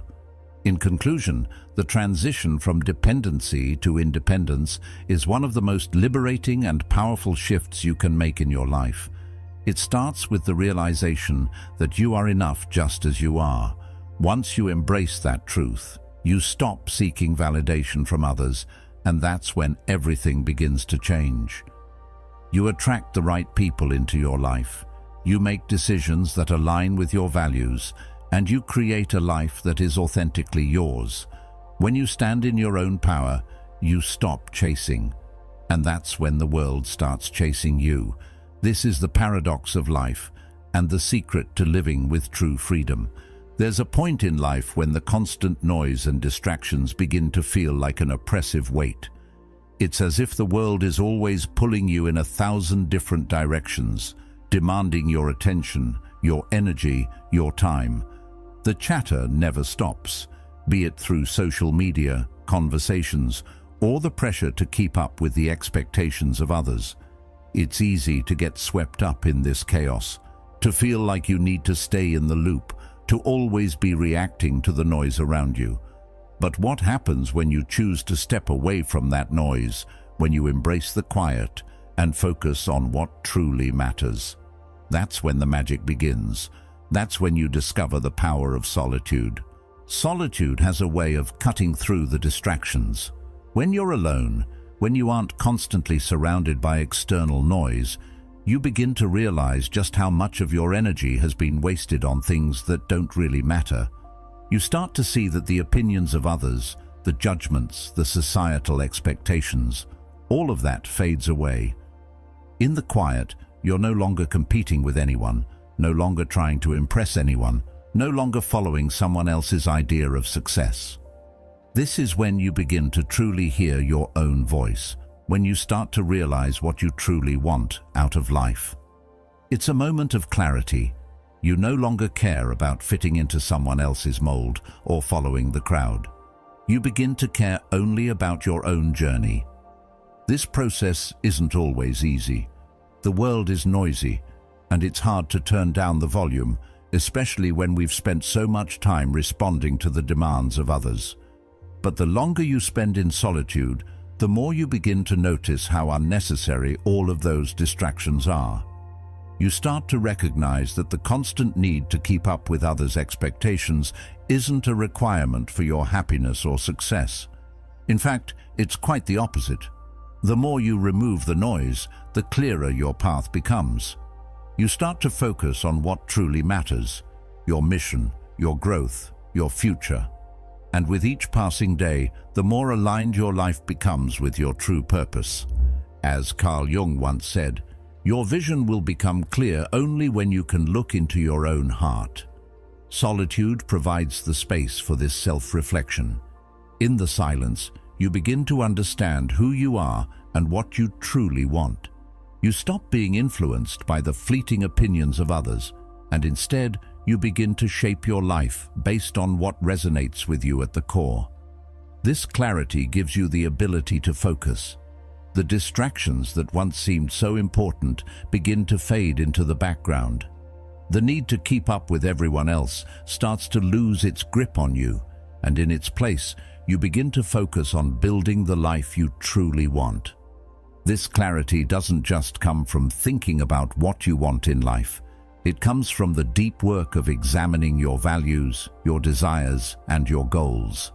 As the noise fades away, you have the opportunity to really ask yourself what matters. What is worth your time? What is worth your energy? What is worth your focus? And when you begin to answer these questions honestly, that's when your life starts to align with your purpose. The more you nurture that focus, the more everything else falls into place. You stop chasing distractions and you start chasing your vision. But there's something even more powerful that happens when you embrace this solitude. Your connection with yourself deepens. You begin to trust yourself more. You stop doubting your instincts and start trusting your decisions. When you're constantly surrounded by external noise, it's easy to get pulled in 100 different directions. But when you embrace solitude, you realize that you have all the answers within you. You just needed the space to hear them. And as you tune into your own inner voice, you begin to move through life with more confidence and clarity. You start to see your path more clearly, and you begin to take the steps necessary to walk it. This isn't just about quieting the noise for the sake of it. It's about creating a life that is intentional, purposeful, and aligned with your true self. The more you embrace solitude, the more you begin to see that the distractions were never really serving you. They were just keeping you from focusing on what truly matters. And the moment you shift your focus inward, your life begins to reflect that shift. You start to attract the right people, the right opportunities, and the right experiences, because you are no longer being pulled in 100 different directions. You're focused, you're intentional, you're aligned. The power of solitude lies in its ability to help you reconnect with your purpose. It allows you to focus on what truly matters. The more you embrace this clarity, the more you begin to see the truth of your situation. You stop pretending to be someone you're not to meet other people's expectations. Instead, you begin to honor your own vision for your life. Your growth becomes the priority, and with that priority comes the natural unfolding of your potential. You stop reacting to the world around you, and you begin to create your own world. As you continue to embrace solitude and quiet the noise, something magical happens. You begin to grow in ways you never thought possible. Your mission becomes clearer. Your goals become more defined. And because you are no longer distracted by the expectations of others, you can focus on what truly matters, your purpose. You begin to understand that your time is your most valuable resource, and you can choose where to invest it.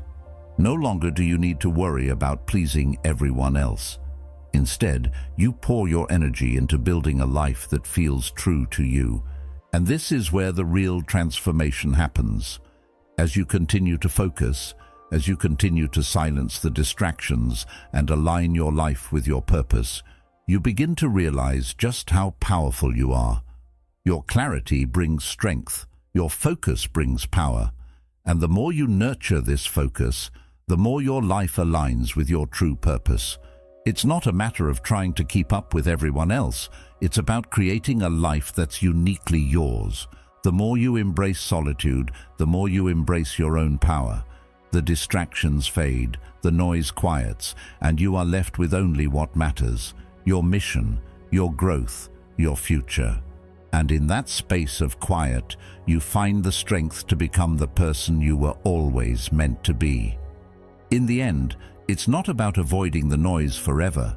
It's about learning to silence it when you need to, so that you can hear your own inner voice. It's about learning to focus on what matters, to put your energy into your mission and your growth. And the more you do this, the more you will see how the world around you begins to shift. It's not about following the crowd anymore. It's about forging your own path, guided by your own purpose. The power of solitude lies in this clarity, and the longer you embrace it, the stronger and more focused you become. When you stop seeking validation from others, something shifts inside you. It's subtle at first, but it's powerful. Your emotions no longer dictate your actions. For most people, emotions control the narrative of their lives. We let them shape our decisions, guide our reactions, and define how we interact with the world. Think about it. How often do you find yourself making choices based on how you feel in the moment? We all do it. We react to situations, to people, to challenges, and often those reactions are driven by our emotions: fear, anger, anxiety, or even excitement. But when you begin to step away from the need for validation, you take back control of that emotional energy. And that is when your life starts to transform. The reason this shift is so powerful is because it frees you from the emotional roller coaster that comes with constantly seeking others' approval. The truth is, when you base your happiness and self-worth on someone else's opinion, you're at the mercy of their moods, their judgments, and their actions. One moment, you're up because you've received praise or affection. The next, you're down because you've been criticized or overlooked. This is exhausting. It's draining, and it keeps you in a cycle where your emotional state is completely out of your hands. But when you embrace solitude and start validating yourself, you regain control. You start choosing how you react to the world, rather than letting the world dictate your emotions. The moment you stop seeking validation, you start to see your emotional world in a new light. Instead of reacting impulsively to challenges, you learn to pause. You give yourself the space to respond, not out of fear or desperation, but with clarity and intention. This is what emotional control looks like. It's not about suppressing your emotions or pretending they don't exist. It's about learning to observe your feelings without letting them take the reins. It's about understanding that emotions are temporary. They come and go. But you, your values, your decisions, can remain constant. And this is where emotional strength comes into play. When you begin to control your emotions, you gain something that is far more powerful than any fleeting emotional high or low. You gain the ability to stay grounded. You no longer let the ups and downs of life shake you. Instead, you become like a tree in a storm, firm, rooted, and unshaken by the winds around you. Carl Jung once said, "I am not what happened to me, I am what I choose to become." This is the essence of emotional control. You are not at the mercy of your past, your circumstances, or anyone else's opinion. You are the one who decides how you respond, and in that decision lies your true power. This kind of emotional control isn't just useful for your own peace of mind, it's magnetic. People are drawn to those who can stay calm in the face of adversity, who don't react impulsively, who take their time to respond with thoughtfulness and clarity. Emotional strength commands respect. When others see you remain calm and collected, even in stressful situations, they notice. They respect you. They look to you for guidance because they sense that you have something they don't: control over your emotions, and by extension, control over your life. Think about the people you respect most. Aren't they the ones who don't let their emotions run wild? The ones who, no matter what life throws at them, manage to keep their cool. These are the people who don't waste energy reacting to the chaos around them. They stay grounded, focused, and determined. And this is the kind of person you can become when you master your emotions. It's not about suppressing your feelings.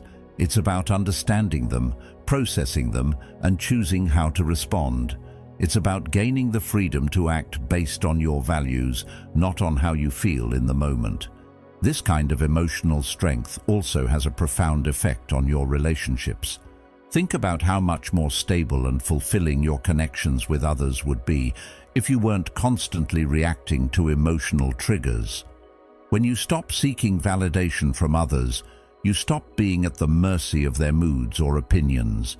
You don't feel the need to impress anyone, to gain their approval, or to change who you are to meet their expectations. Instead, you can engage with others from a place of authenticity, knowing that you don't need their validation to feel worthy. And when you engage with others from this place of emotional control, your relationships become more balanced. You no longer attract people who are drawn to your emotional dependency, but those who are attracted to your strength, your clarity, and your ability to stand firm in who you are. This shift in emotional control also extends beyond relationships. It touches every part of your life. In your work, in your goals, in your personal growth, emotional control allows you to stay focused and aligned with your purpose. You stop getting sidetracked by the ups and downs of your emotional state. Instead, you learn to channel your energy into what truly matters: your mission, your growth, your vision. This is the essence of emotional strength, the ability to stay committed to your goals no matter what obstacles arise.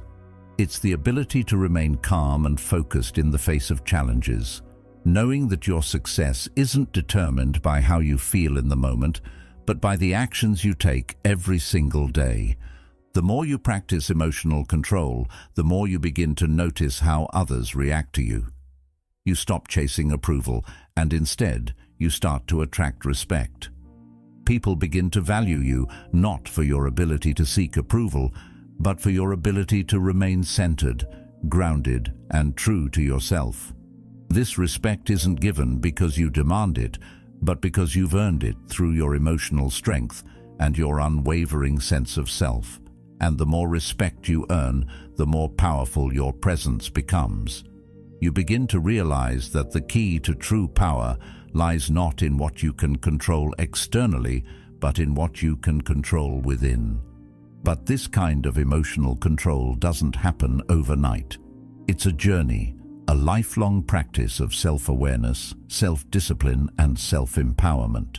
It requires you to confront your emotions, to understand them, and to choose how you respond. It takes time, patience, and practice. But once you start on this path, you begin to see the changes. You begin to see how much more in control of your life you become. You begin to see how much more powerful, confident, and magnetic you become. And most importantly, you begin to see how your life shifts from one of emotional reactivity to one of emotional mastery. In conclusion, emotional control is not just a tool, it's a way of life. It's about taking back control over your emotions, no longer letting them dictate your actions or your reactions. It's about standing firm in who you are, no matter what life throws at you. It's about gaining the freedom to act from your values, not from your impulses. And in doing so, you begin to attract the respect, the relationships, and the life you've always wanted. So take control. Master your emotions, and watch as your life transforms in ways you never thought possible. When you spend time alone, something incredible starts to happen. You begin to see life differently. No longer distracted by the noise of constant social interactions, you start to focus on yourself, your goals, your values, your purpose. This time alone, this solitude, is not just an absence of company, but an opportunity for growth. And as you grow, you begin to raise your standards. You stop tolerating mediocrity. You start demanding more from yourself, from your work, and from your relationships. This shift in mindset isn't just a change in how you see the world. It's a change in how you see yourself. When you spend time reflecting, you begin to realize that you deserve more. You start to recognize your own worth, and with that realization comes a new sense of confidence. You no longer settle for the same old patterns. The things that once seemed acceptable, whether it's the quality of your work, the level of effort in your personal development, or the way people treat you, no longer cut it. You raise the bar, and that's when life begins to align with your new standards. The impact of high standards goes far beyond personal growth. It affects the way you interact with the world. People can sense when someone has high standards. It's not just about what you say, it's about how you carry yourself. When you start holding yourself to a higher standard, others begin to see that. They recognize the change, even if they can't put it into words. This shift in your behavior, in your mindset, becomes magnetic. People in general are attracted to those who value themselves. And when you stop tolerating mediocrity, you start attracting higher quality people and opportunities. The same is true when it comes to relationships. When you're constantly surrounded by distractions and settling for whatever comes your way, you often don't realize how much you're allowing yourself to settle. But when you spend time alone, when you focus on yourself, you start to realize what you truly deserve in a relationship. You stop looking for someone just to fill the empty space and start looking for someone who aligns with your values, someone who complements your growth, not someone who holds you back. Women, in the context of relationships, can feel when a man has high standards. They can sense the difference between someone who is desperate for their attention and someone who knows his worth. It's a powerful shift. When you start valuing yourself and stop settling for less than you deserve, others will start to value you too. This is the law of attraction in its purest form. The more you value yourself, the more others will recognize that value. It's not about arrogance or entitlement, it's about confidence in who you are and what you bring to the table. As Carl Jung once said, the privilege of a lifetime is to become who you truly are. When you start living according to your own high standards, you stop pretending to be something you're not to gain the approval of others. You embrace who you truly are, and in doing so, you attract the right people into your life. This shift is not just about romantic relationships. It's about all relationships, including those with friends, family, and colleagues. When you raise your standards, you stop accepting behavior that disrespects you or holds you back. You stop tolerating relationships that drain you, that ask for more than they give, and that fail to support your growth. The more you value yourself, the more you recognize when someone isn't treating you with the respect you deserve. You begin to surround yourself with people who align with your values and who encourage your growth. The more you raise your standards, the more you begin to understand what true self-respect looks like. It's not about expecting perfection from others. It's about holding yourself accountable and expecting others to meet those same standards. This doesn't mean you're demanding or hard to please. It means you know what you bring to the table and you expect the same level of commitment, integrity, and respect in return. As you develop this high standard for yourself, you become more selective in who you allow into your life. You stop making excuses for people's behavior and start expecting better. And as a result, your relationships, both romantic and otherwise, become stronger, more fulfilling, and more authentic. At the same time, this shift in standards has a profound impact on your work and your goals. When you stop settling for mediocrity, you begin to push yourself to achieve more. You stop doing the bare minimum, and instead, you start aiming for excellence. Whether you're working on a project, building a business, or improving your health, you begin to set higher goals for yourself. This commitment to excellence doesn't just improve the quality of your work, it changes the way you show up in the world. People begin to notice the effort, the dedication, and the passion you put into everything you do. This level of commitment becomes infectious. It inspires others to raise their own standards and to follow your example. When you're no longer satisfied with just getting by, you start to achieve more. The more you push yourself to meet your own high standards, the more you begin to see progress. This progress builds momentum, and before long, what started as a shift in mindset becomes a way of life. Your standards for yourself become so ingrained that they shape every decision you make. You stop compromising on what you want in life and start taking bold steps toward achieving it. Raising your standards isn't just about achieving success, it's about living a life of integrity. It's about being true to yourself, refusing to settle for less than what you deserve, and committing to becoming the best version of yourself. The more you embrace this mindset, the more you begin to see how much potential you have. You stop letting fear, doubt, or external pressure hold you back. You begin to realize that the only limits in your life are the ones you place on yourself. The key to this transformation is understanding that high standards are not about demanding perfection from others or from yourself. They are about committing to personal growth and never settling for less than you know you're capable of.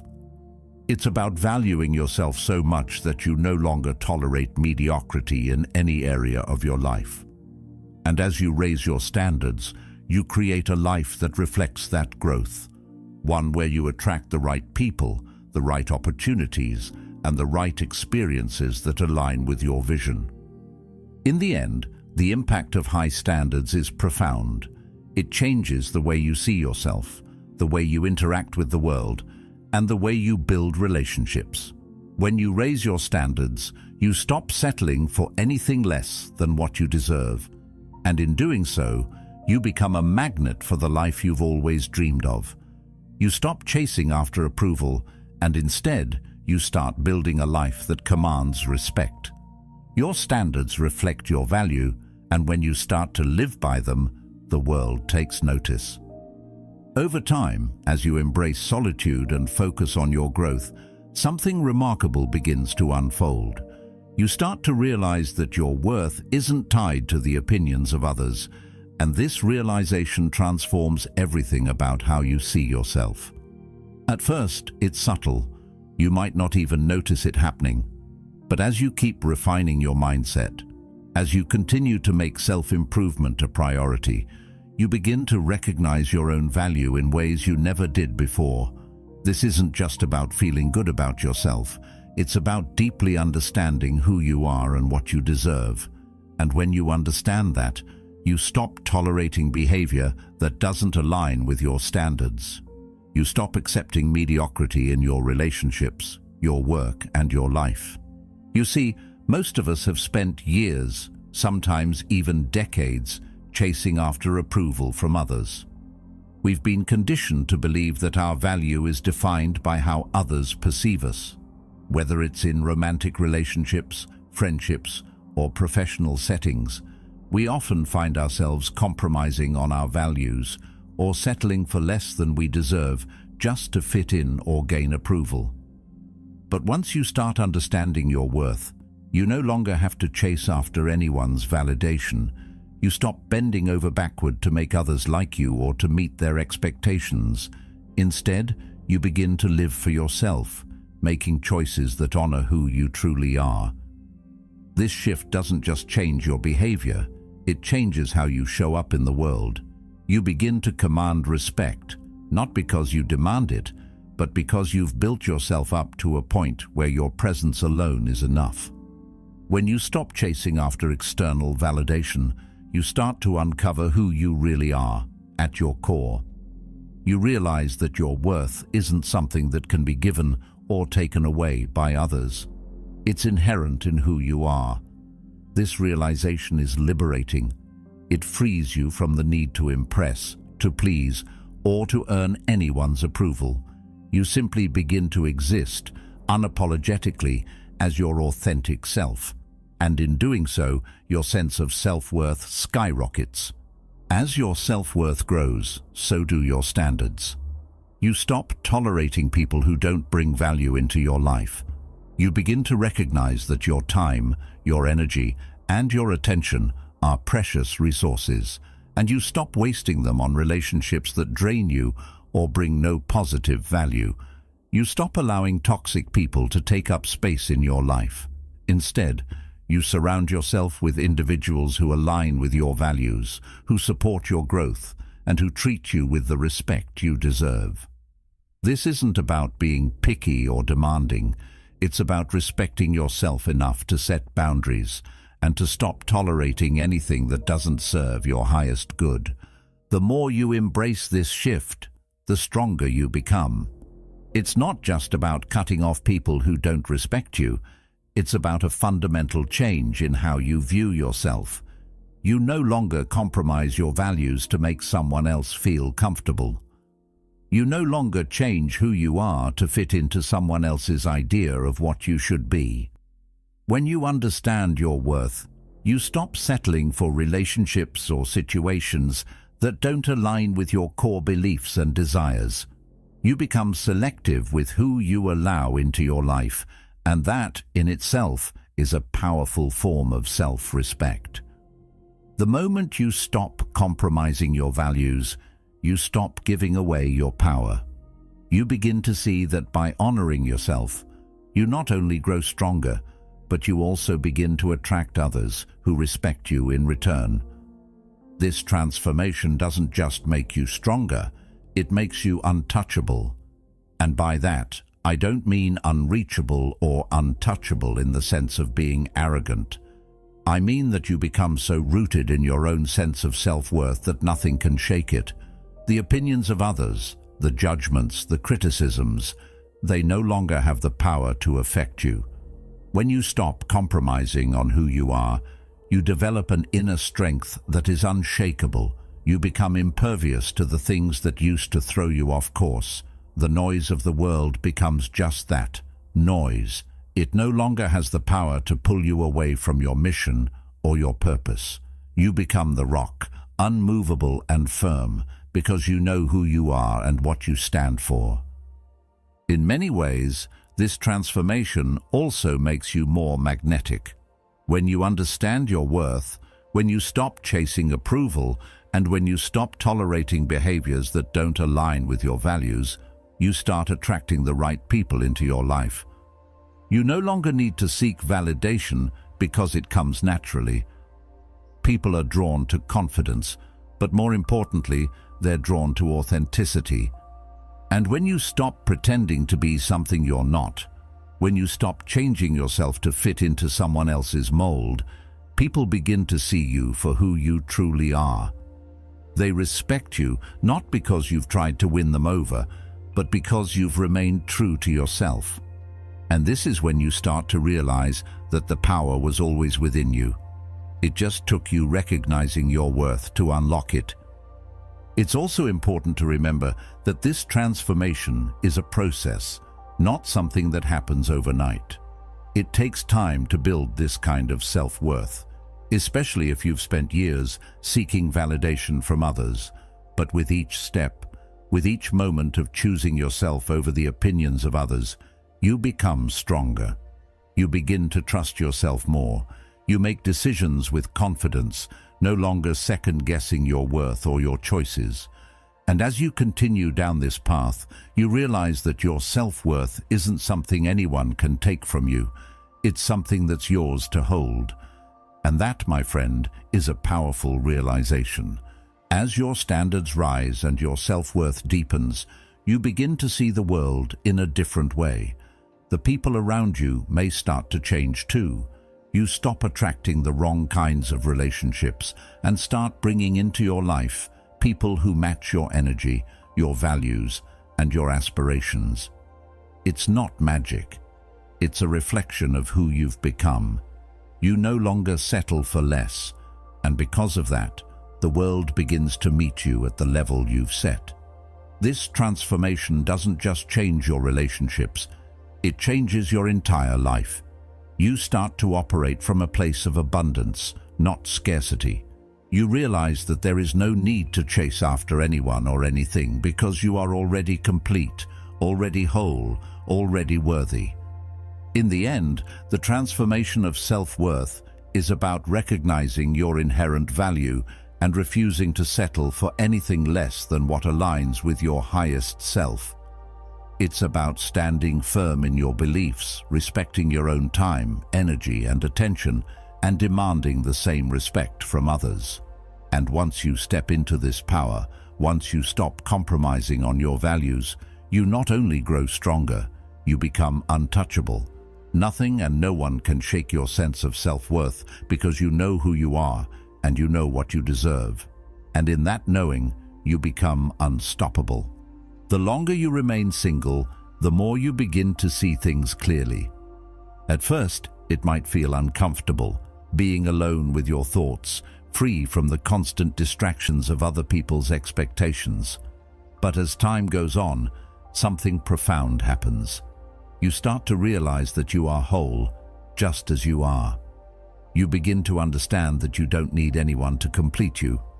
You never did. That realization is not only liberating, but it's also empowering. It's a moment when everything shifts. You stop viewing relationships as a necessity or an obligation and start seeing them as a choice. And that shift makes all the difference. For most of us, relationships are often seen as an essential part of life. We grow up with the idea that we're supposed to find the one, that being in a relationship is the ultimate goal. Society reinforces this idea, showing us images of love and companionship as the pinnacle of happiness. But when you take a step back, when you give yourself the time and space to be single, you begin to realize something that many people never fully grasp. You don't need anyone else to define you. You are already enough. It might feel strange at first, but the more you embrace this truth, the more your vision becomes clearer. You stop seeking someone else to fill the gaps, and you start focusing on filling them yourself. You begin to realize that your worth isn't dependent on being in a relationship, and that's incredibly freeing. This clarity doesn't just change how you feel about yourself, it changes how you approach relationships.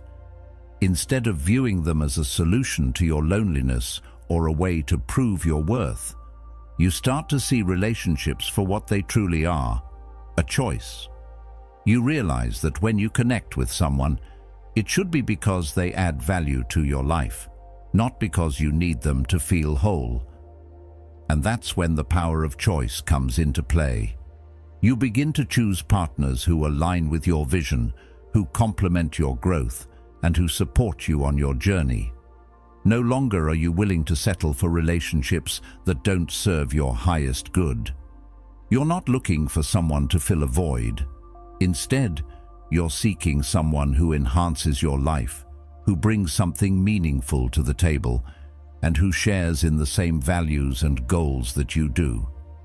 This journey of self-discovery, of embracing solitude, of learning that you are complete on your own, is what allows you to step into this power of choice.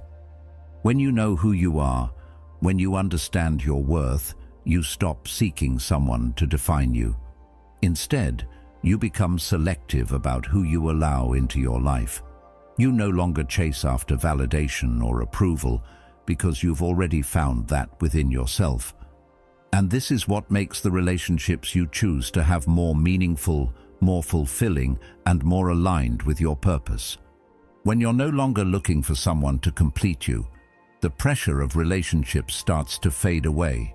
You stop feeling like you need to settle, to compromise your values, or to force something to work just because you're afraid of being alone.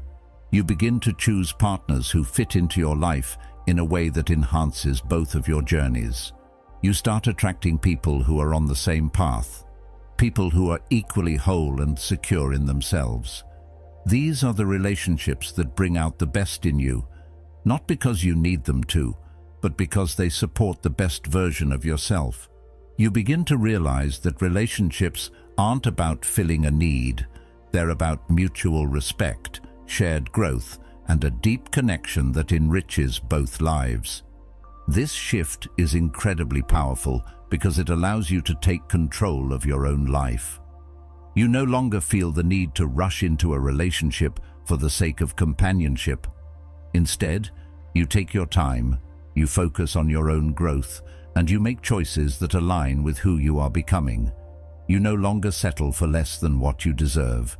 You begin to build a life that reflects your values, your goals, and your vision.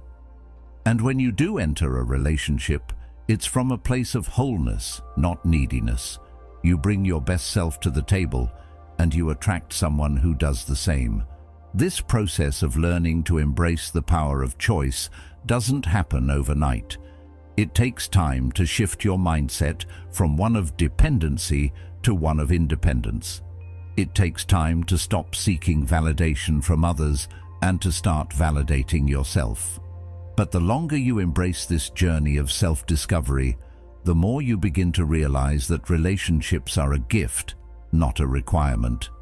They are an opportunity to grow together with someone who shares your vision, who complements your life, and who adds value to your journey. And when you reach that point, when you're no longer looking for someone to complete you, you become the kind of person who attracts relationships that are built on mutual respect, authenticity, and growth. This transformation doesn't just affect your romantic life, it affects every aspect of your existence.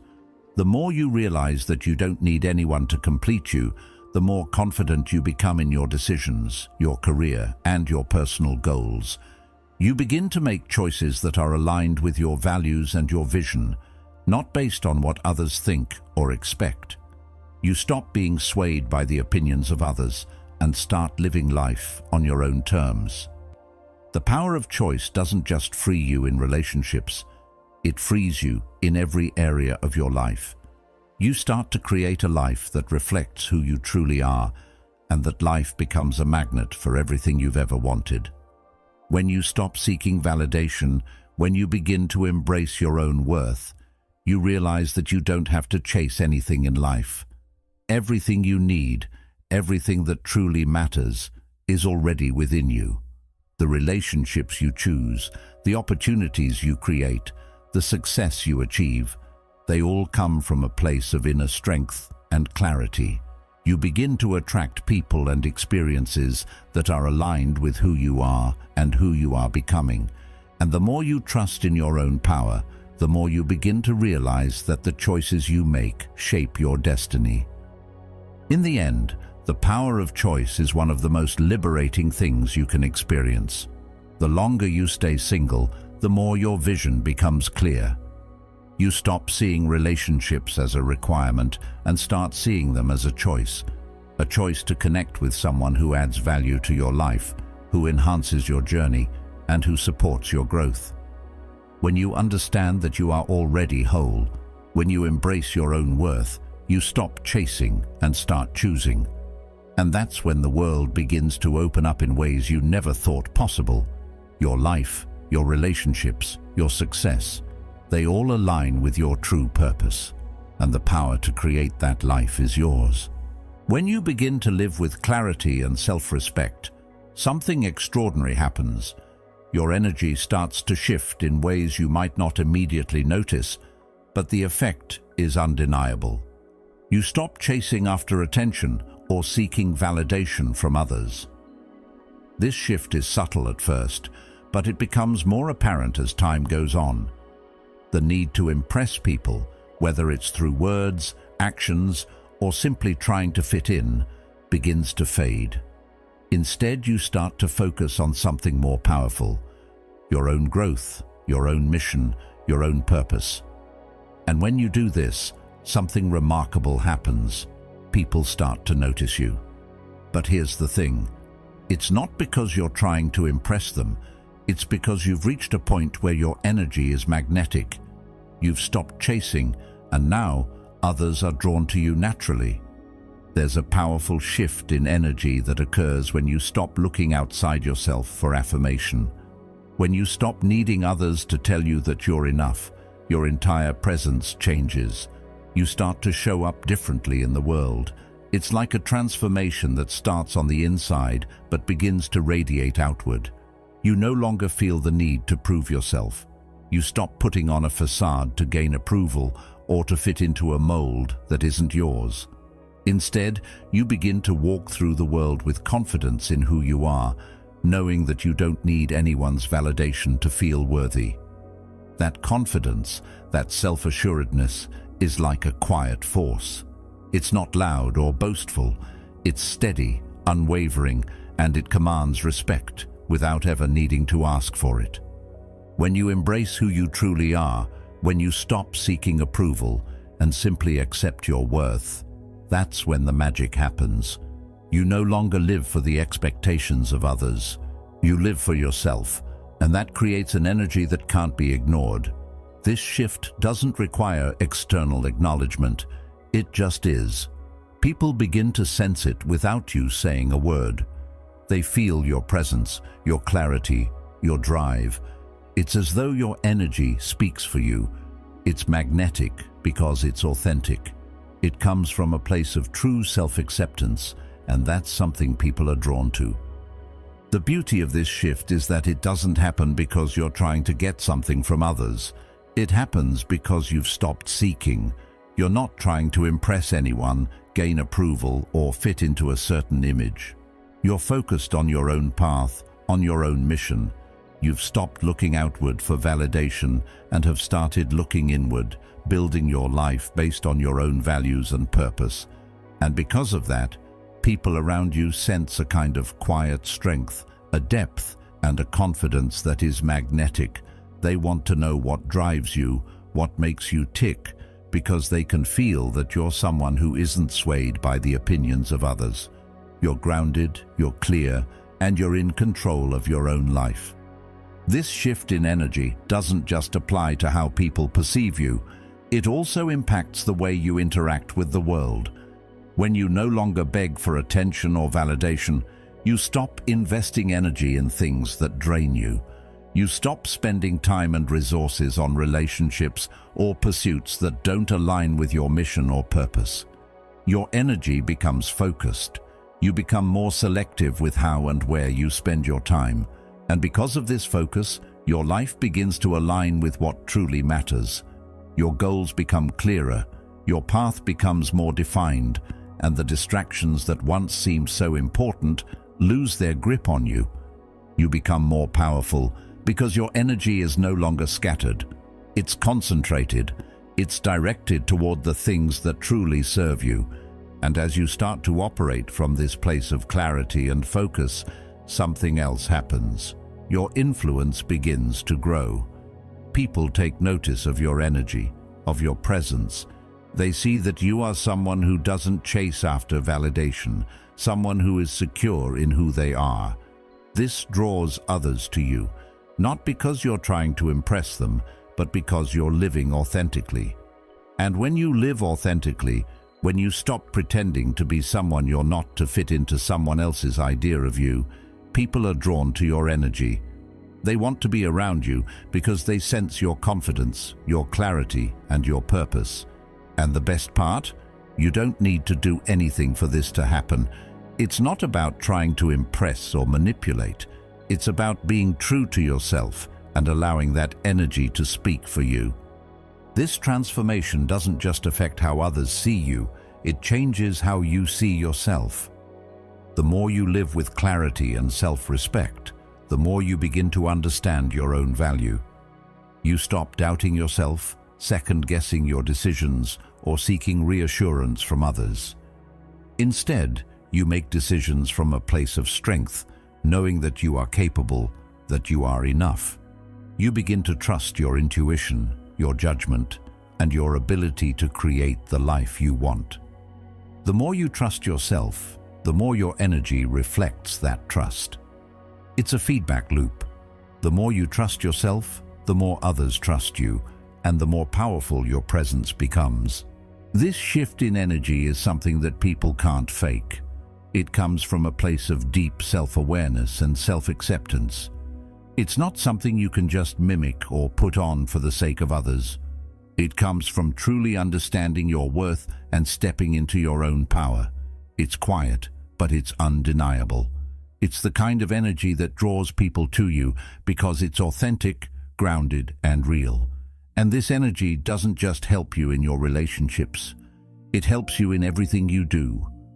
Whether it's in your career, your personal goals, or your creative pursuits. This clarity and self-respect give you the confidence to move forward, to take risks, and to pursue your purpose without hesitation. But this doesn't mean the journey is without its challenges. There will be times when you feel uncertain, when you question your path or your worth. There will be moments when the noise of the world tries to pull you back into seeking validation. But the more you focus on your own growth, the stronger your foundation becomes. The more you choose yourself and your mission over the need for external approval, the more you strengthen your energy and your sense of self. This energy becomes a guiding force, one that helps you stay on track even when things get difficult. It's a power that comes from within, and the more you nurture it, the more it will serve you. In the end, the shift in energy is about living authentically and with intention. It's about letting go of the need to seek validation and instead choosing to live for yourself. When you do this, your energy becomes magnetic. People are drawn to your confidence, your clarity, and your purpose. You become a force because you've stopped chasing and you've started living from a place of true self-respect.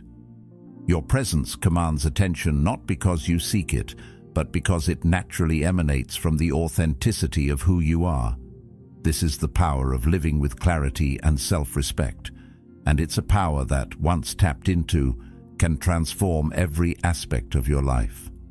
One of the most powerful actions you can take in life is also one of the simplest: walking away. It sounds easy in theory, but for most of us, walking away can feel incredibly difficult, especially when it comes to relationships. We're taught from a young age to hold on, to work things out, to be understanding, and to always try our best to make things work. But what if I told you that one of the greatest acts of self-respect is walking away from people who don't respect you? It's not about giving up or being weak. It's about knowing your worth and having the courage to walk away from situations that don't align with your values or your growth. When you spend time alone, when you embrace solitude and stop seeking validation from others, you begin to develop a deep sense of self-worth. This newfound confidence doesn't just affect how you feel about yourself, it changes how you interact with the world. You start to realize that you don't have to tolerate behavior that disrespects you, that you don't have to settle for relationships or situations that undermine your growth.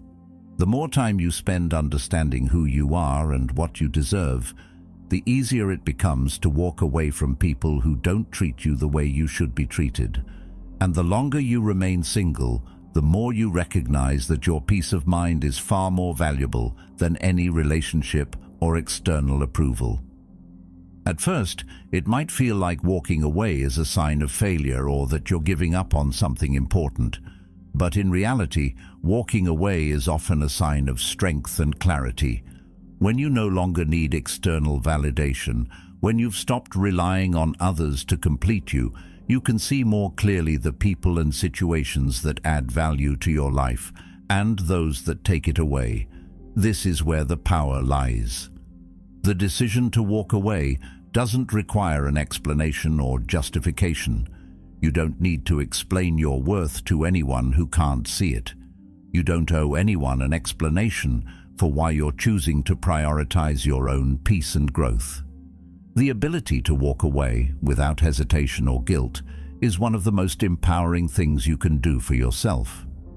When you start walking away from toxic people and situations, you stop tolerating low-value behavior. You stop accepting less than you deserve, and in doing so, you start to attract more of what you actually want in life. You set a standard for how you expect to be treated, and that standard begins to shape your reality. You stop accepting disrespect, manipulation, or any kind of treatment that doesn't align with your sense of self-worth.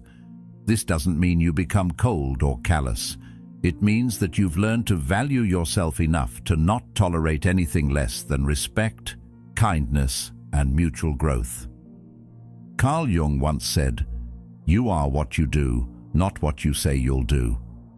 This is exactly what happens when you walk away. Your actions speak louder than words. Walking away is a powerful affirmation of your worth. It says, "I am worthy of respect. I am worthy of love. I am worthy of being treated in a way that aligns with my values and goals." It's not about seeking revenge or making a dramatic exit. It's about maintaining your integrity, protecting your energy, and honoring your sense of self. Walking away becomes a clear boundary, one that defines what you will and will not accept in your life. As you continue to strengthen your sense of self-worth, you begin to realize that walking away doesn't just apply to toxic relationships. It applies to any situation or environment that drags you down, whether it's a job that doesn't fulfill you, a friendship that's draining, or a habit that holds you back. The ability to walk away from anything that no longer serves your growth is a powerful act of self-love. It's about making room for the things that align with your purpose, your values, and your mission. When you walk away from what doesn't serve you, you create space for what truly matters. You become the architect of your own life, one decision at a time.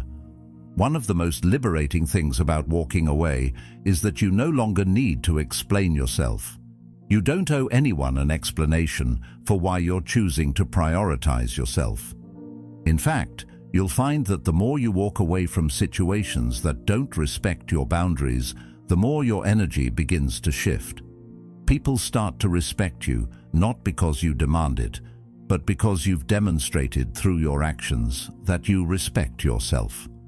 When you walk away from low-value behavior, you show the world that you know your worth. And when you know your worth, others begin to take notice.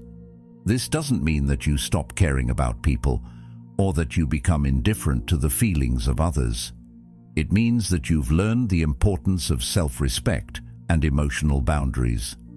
It means that you understand the value of your own peace of mind and the importance of protecting your energy. Walking away is not about cutting people off with bitterness or resentment. It's about recognizing that some people, no matter how much you care about them, simply don't belong in your life if they don't align with your values. You don't need to carry the burden of other people's negativity, manipulation, or disrespect. Walking away allows you to release that weight and move forward with a renewed sense of purpose and strength. And when you do this, when you stop tolerating behavior that doesn't serve you, when you stop seeking validation from others, and when you start walking away from anything that doesn't honor your worth, you begin to realize something profound. Your life starts to reflect your standards. Your relationships become healthier. Your opportunities become more aligned with your purpose, and your energy becomes more focused. You stop wasting time on things that drain you and start investing in what builds you up. And that is where true growth happens. When you walk away from the things that hold you back, you create the space to move forward into a life that truly aligns with your highest self. This shift doesn't come without its challenges. There will be moments when you doubt your decision, when you feel like you're letting go of something important. But as you continue to walk away from what doesn't serve you, you'll begin to see that every step you take toward honoring your worth brings you closer to the life you've always dreamed of. You stop being weighed down by toxic relationships, low-value situations, and the need to seek validation from others. You start to live with clarity, with purpose, and with the confidence that comes from knowing that you are the one in control of your life. In the end, the art of walking away is one of the most powerful tools you have in your journey of self-mastery. It's about recognizing that your peace, your growth, and your integrity are worth more than any external validation or toxic relationship. It's about walking away from anything that doesn't align with your values and choosing to protect your energy for the things that matter most. When you learn to walk away with grace and confidence, you'll discover a new sense of freedom, strength, and empowerment that can only come from knowing your worth and standing firm in it. Every moment spent single offers a profound opportunity. It's a chance to shape your identity, refine your character, and build your future. For so many, being alone can feel intimidating or uncomfortable. We're taught that relationships are the cornerstone of happiness and success, and the thought of being without a partner can feel like a void. But when you step back and embrace solitude, you realize something incredible. It's not a void. It's a blank canvas, a space for you to paint your own life, your own identity. It's not about being alone. It's about what you do with that time. And what you can do with it is extraordinary. In solitude, you are free from the distractions of external opinions, relationships, and the noise that comes from seeking validation. You no longer get lost in the chaos of trying to please others or fitting into someone else's expectations. This is your time to focus on your growth, your goals, your future.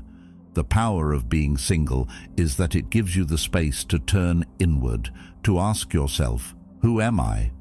Who do I want to become? What kind of life do I want to live? And as you start answering those questions, you begin to shape the person you are becoming. This process of self-discovery and self-shaping is what allows you to gain control over your life. No longer do you rely on others to define your worth or to validate your existence. You begin to define yourself. You create your own standards. This isn't about being selfish or disconnected from others. It's about taking responsibility for your own life and your own happiness. You realize that your identity isn't something that's defined by your relationships or your external circumstances. Your identity is something that you craft, moment by moment, choice by choice. The essence of Stoic philosophy is rooted in this very idea: to focus on what you can control and detach from what you cannot. In solitude, you begin to understand this principle deeply. You realize that the only thing you can truly control is yourself, your thoughts, your actions, and your responses. Everything else is beyond your grasp. This realization is freeing because it gives you the clarity to stop worrying about things that don't serve your growth. You stop focusing on the approval of others, on whether people like you or not, on whether you fit into someone else's image of success. Instead, you focus on what you can control, your own development. As Marcus Aurelius wisely said, you have power over your mind, not outside events. Realize this, and you will find strength. This is the core of shaping your identity. When you stop relying on others to shape your sense of self, you tap into a well of strength that comes from within. You begin to focus on building the life you want, not the life that others expect of you. And as you focus on that, you start to create something much more meaningful than just an external identity.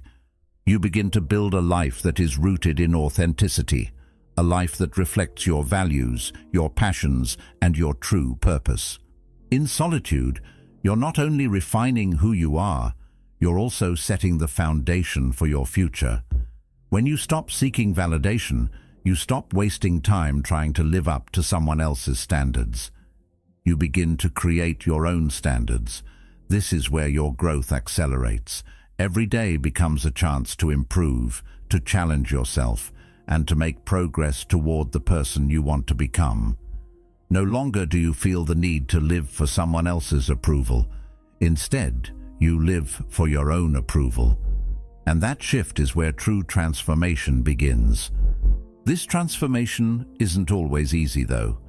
It requires self-discipline, self-awareness, and a willingness to confront uncomfortable truths. But that's exactly what makes it so powerful. When you face the reality that you are responsible for your own life, your own growth, and your own happiness, you begin to see everything differently. You stop blaming circumstances, people, or external factors for your situation. You start taking ownership of where you are and where you're going. And this sense of responsibility doesn't just apply to your personal growth. It also extends to the way you engage with the world. As you shape your identity, you begin to set boundaries, make intentional choices, and direct your energy toward things that matter. You stop wasting time on things that drain you or take you away from your purpose. Instead, you prioritize the things that support your growth and align with your values. Your energy becomes focused, your life becomes more intentional, and as you continue to build this life, you begin to realize just how much power you have. The more you shape your identity, the stronger you become. You start to see yourself not as a victim of circumstances, but as the creator of your own destiny. Your confidence grows, not because you're seeking external validation, but because you know who you are and what you stand for. This clarity, this self-awareness, is what gives you the strength to face challenges with resilience. You begin to understand that every obstacle is an opportunity for growth. Every setback is a lesson, and because your sense of self-worth is no longer tied to others' opinions, you move through the world with a quiet strength that others can't help but notice. In the process of shaping your identity, you also learn to embrace your flaws. You no longer need to be perfect, and you certainly don't need to live up to the unrealistic standards society sets for you. Instead, you accept yourself fully, imperfections and all, and that acceptance becomes the foundation for your confidence. When you stop trying to be someone you're not, you give yourself the freedom to be who you truly are, and that is incredibly liberating. you realize that your true strength lies not in conforming to the expectations of others, but in fully embracing who you are and committing to your own growth. As your identity solidifies, your relationships begin to change as well. No longer do you seek validation from others, so you stop attracting relationships that are based on neediness or dependency. Instead, you attract relationships that are grounded in mutual respect, shared values, and authenticity. The more you shape your own identity, the more you attract people who value you for who you truly are, not for the image you've been trying to project. And these relationships become stronger because they're built on a foundation of mutual understanding and genuine connection. The longer you stay single and focus on shaping your identity, the more you begin to realize that the world is your canvas. You have the power to create the life you want, to be the person you want to be, and to design the future you deserve. Every moment spent refining yourself is an investment in the life you're building. The more you take control of your identity, the more you step into your power. And that power is not something anyone can take from you. It's yours to shape, to mold, and to direct toward your highest purpose. In the end, the art of shaping your identity is about more than just self-improvement. It's about living with purpose, authenticity, and self-respect. It's about understanding that your growth is the most important thing in your life. When you stop looking to others to define you, you realize that the only person you need to impress is yourself. And when you begin to live for yourself, with clarity and intention, everything else begins to fall into place. You stop being a passive observer of your life and start being the active creator. And that, in itself, is the essence of true power. One of the most surprising benefits of solitude, something most people don't realize until they experience it, is time. Time, that precious commodity we often take for granted, becomes yours in a way it never has before. When you're no longer distracted by the constant need to win someone's affection or attention, you begin to see the vast expanse of time that was always there, just waiting to be used. Think about it. How many hours have you spent over the years chasing after the approval of others, waiting for validation, or trying to maintain relationships that weren't adding value to your life? All that time spent on things that ultimately drain, you could have been used to focus on your own growth, your own mission, your own purpose. And the more you embrace solitude, the more you realize just how much time you truly have at your disposal. The moment you stop seeking external validation, you reclaim your time. It no longer gets swallowed up by endless distractions or the emotional turmoil of trying to meet someone else's expectations. Instead, you start to direct your energy toward what truly matters. Your mission, your personal growth, your passions, they all take center stage. You stop getting caught up in the drama of other people's lives, in their needs, in their desires, and you begin to invest in yourself. You can feel it happening. The moment you stop chasing after things that aren't aligned with your values, your time begins to stretch out in front of you like an open road, full of possibility. Every moment becomes an opportunity to move closer to your goals, to build the life you've always dreamed of, to create something that is uniquely yours. The realization that you have control over your time is liberating. In a world that is constantly pulling us in 1,000 different directions, this ability to take back your time is a form of freedom most people will never experience. For so long, we've been taught that relationships, external validation, and pleasing others are priorities. But when you spend time alone, you see how much of your energy has been spent trying to meet other people's needs, and how little of it has been spent on the most important relationship of all, the one you have with yourself. No longer bound by the need to seek approval, you begin to focus on what you can control: your own growth, your own success, your own happiness. Your time becomes yours to do with as you please. You can choose how to spend it, who to spend it with, and what projects to pour your energy into. And that shift, that liberation of time, is a game changer. This shift also brings about a change in how you value your time. It becomes a precious commodity, something you guard fiercely. Time is no longer something that slips away unnoticed. It's something you treat with respect. You begin to realize that time, once spent, can never be recovered. And because of that, you become more intentional about how you use it. Instead of spending hours on social media, engaging in meaningless conversations, or dealing with people who drain your energy, you choose to invest your time in things that align with your goals and your values. Your time becomes an asset, one that you use strategically, not wastefully. And the more you guard it, the more you realize just how much you can accomplish when you stop letting other people or distractions steal your precious moments.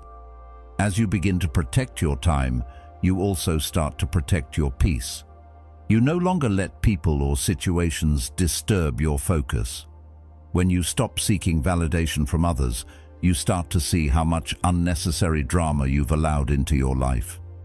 It's easy to get caught up in other people's needs and demands, but when you realize that your time is limited and valuable, you stop giving it away to people or situations that don't contribute to your well-being.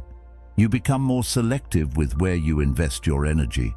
This doesn't mean you become selfish or disconnected from others, but it does mean that you start to prioritize your time, your mental space, and your emotional well-being.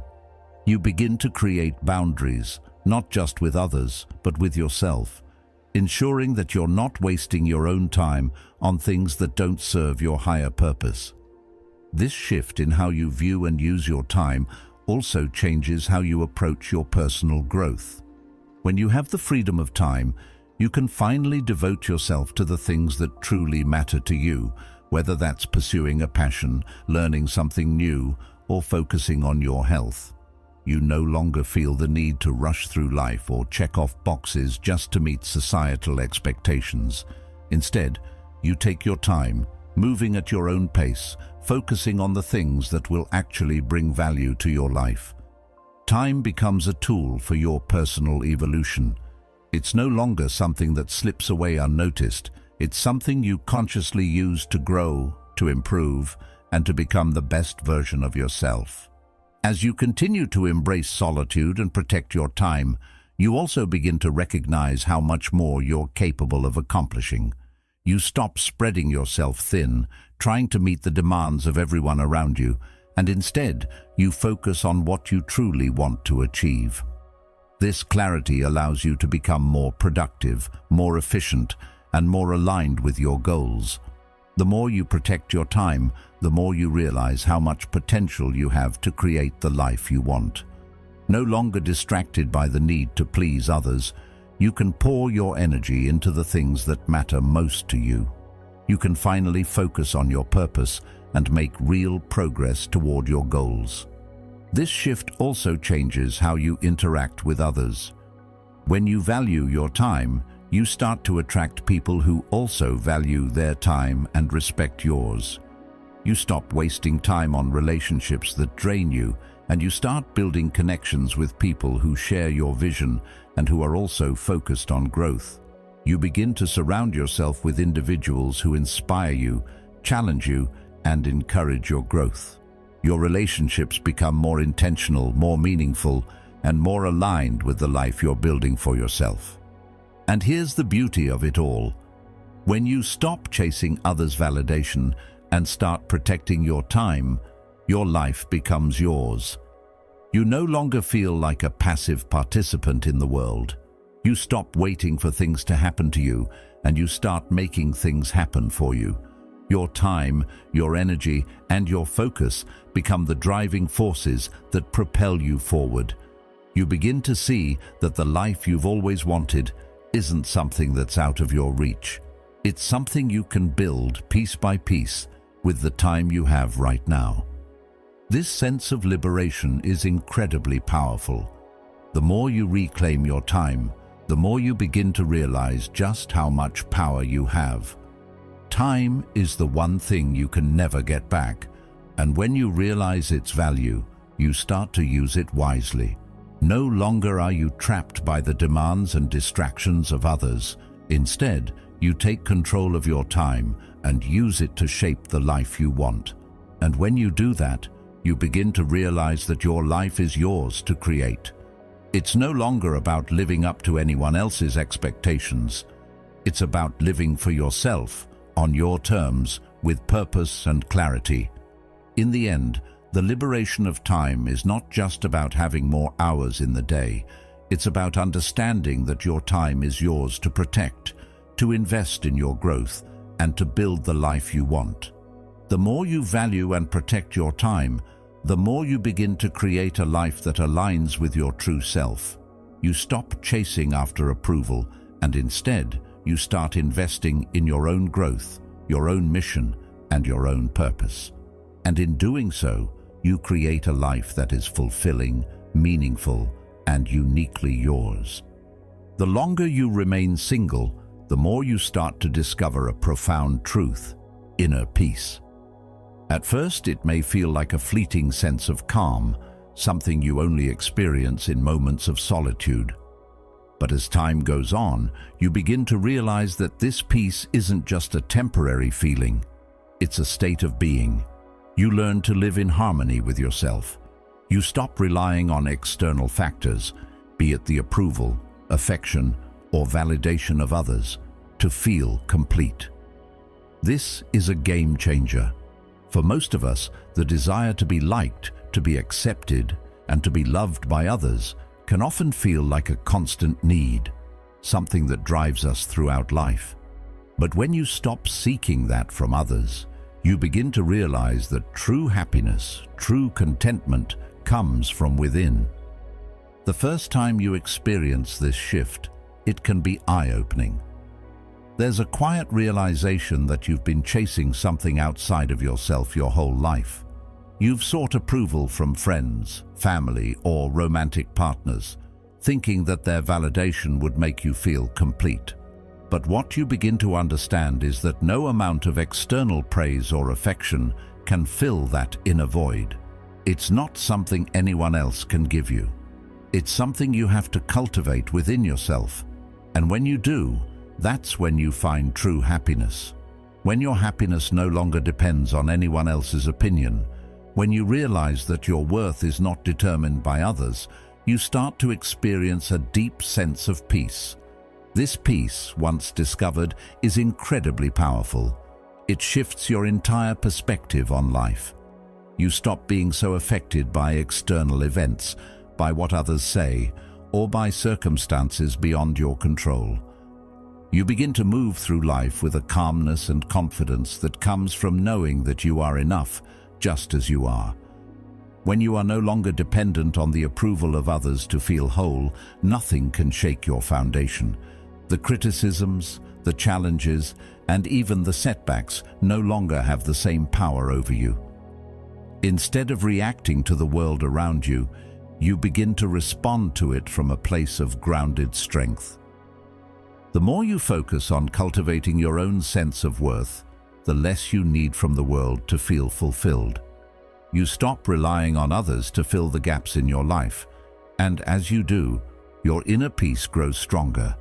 It becomes a steady presence within you, something you carry with you wherever you go.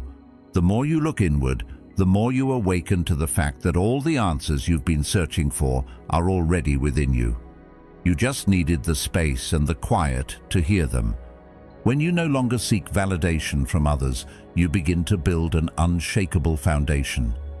Nothing from the outside world can determine your sense of self-worth.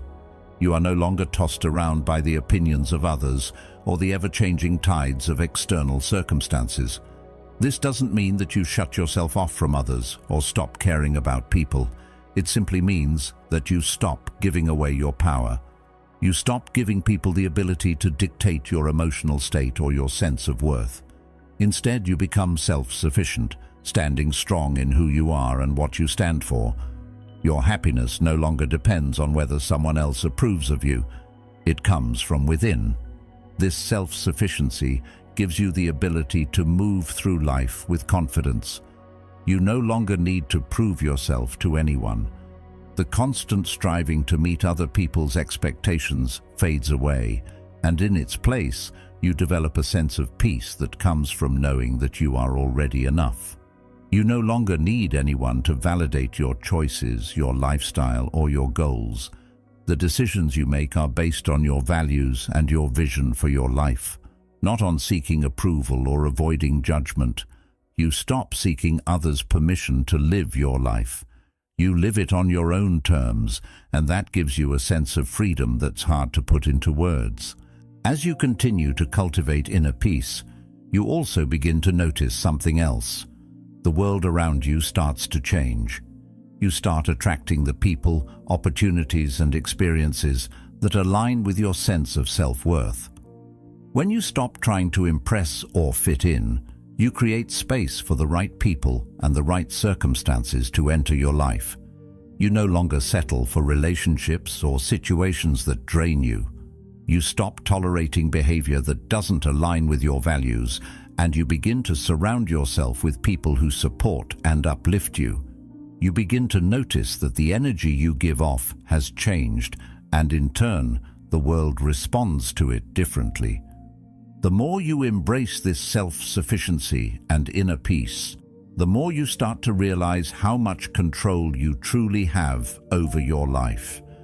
You are no longer a passive participant waiting for things to happen. You are the creator of your own happiness, your own success, and your own peace of mind. You begin to see that you have everything you need within you to live the life you want. The external world no longer has the power to dictate your emotions, your decisions, or your worth. You take back your power, and in doing so, you create a life that aligns with your true self.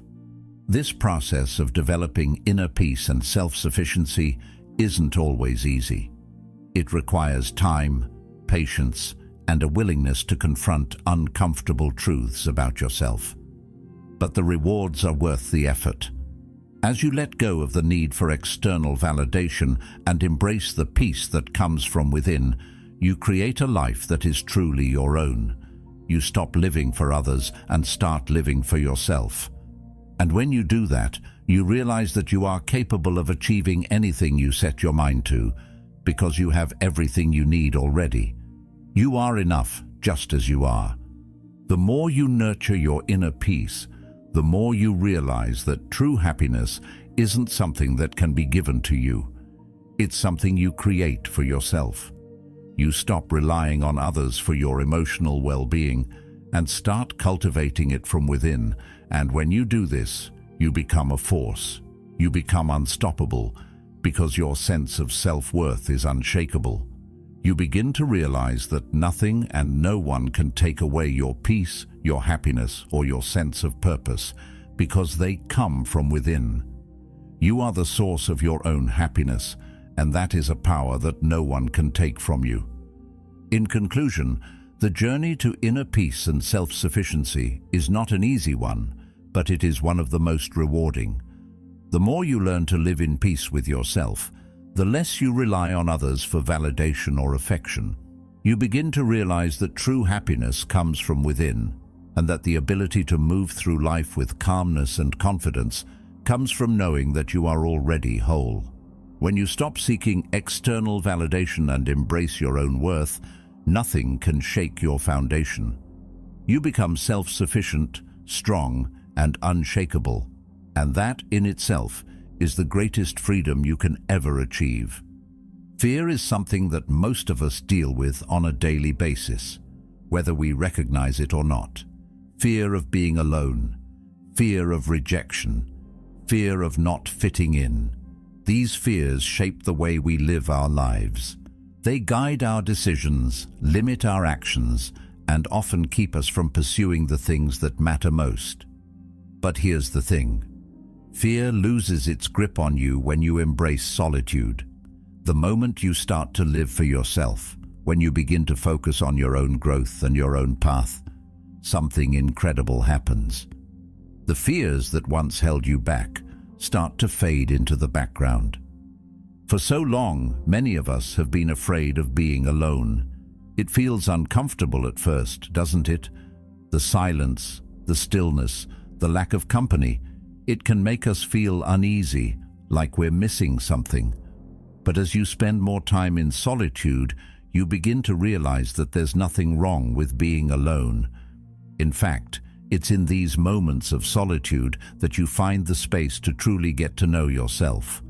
You stop relying on others for validation, and you begin to validate yourself. As you do this, the fear of being alone slowly dissolves, replaced by a sense of peace and contentment that comes from within. Along with the fear of being alone, another fear often looms large in our lives: the fear of rejection. We fear putting ourselves out there, expressing who we truly are, because we worry that others won't accept us. We live in a world that constantly tells us to fit in, to conform, to be like everyone else. But when you embrace solitude, you begin to let go of this fear as well. You start to realize that rejection isn't the end of the world. It's not a reflection of your worth. It's simply a part of life. The more you spend time in your own company, the more you come to understand that true acceptance comes from within. When you stop seeking validation from others, rejection loses its power over you. You no longer fear it, because you realize it has no bearing on your value. This understanding is liberating. It's not that you stop caring about others or that you become indifferent to their opinions. It's that you stop letting their opinions define you. You no longer live in fear of what others think. You stop bending yourself into shapes to fit into someone else's idea of who you should be.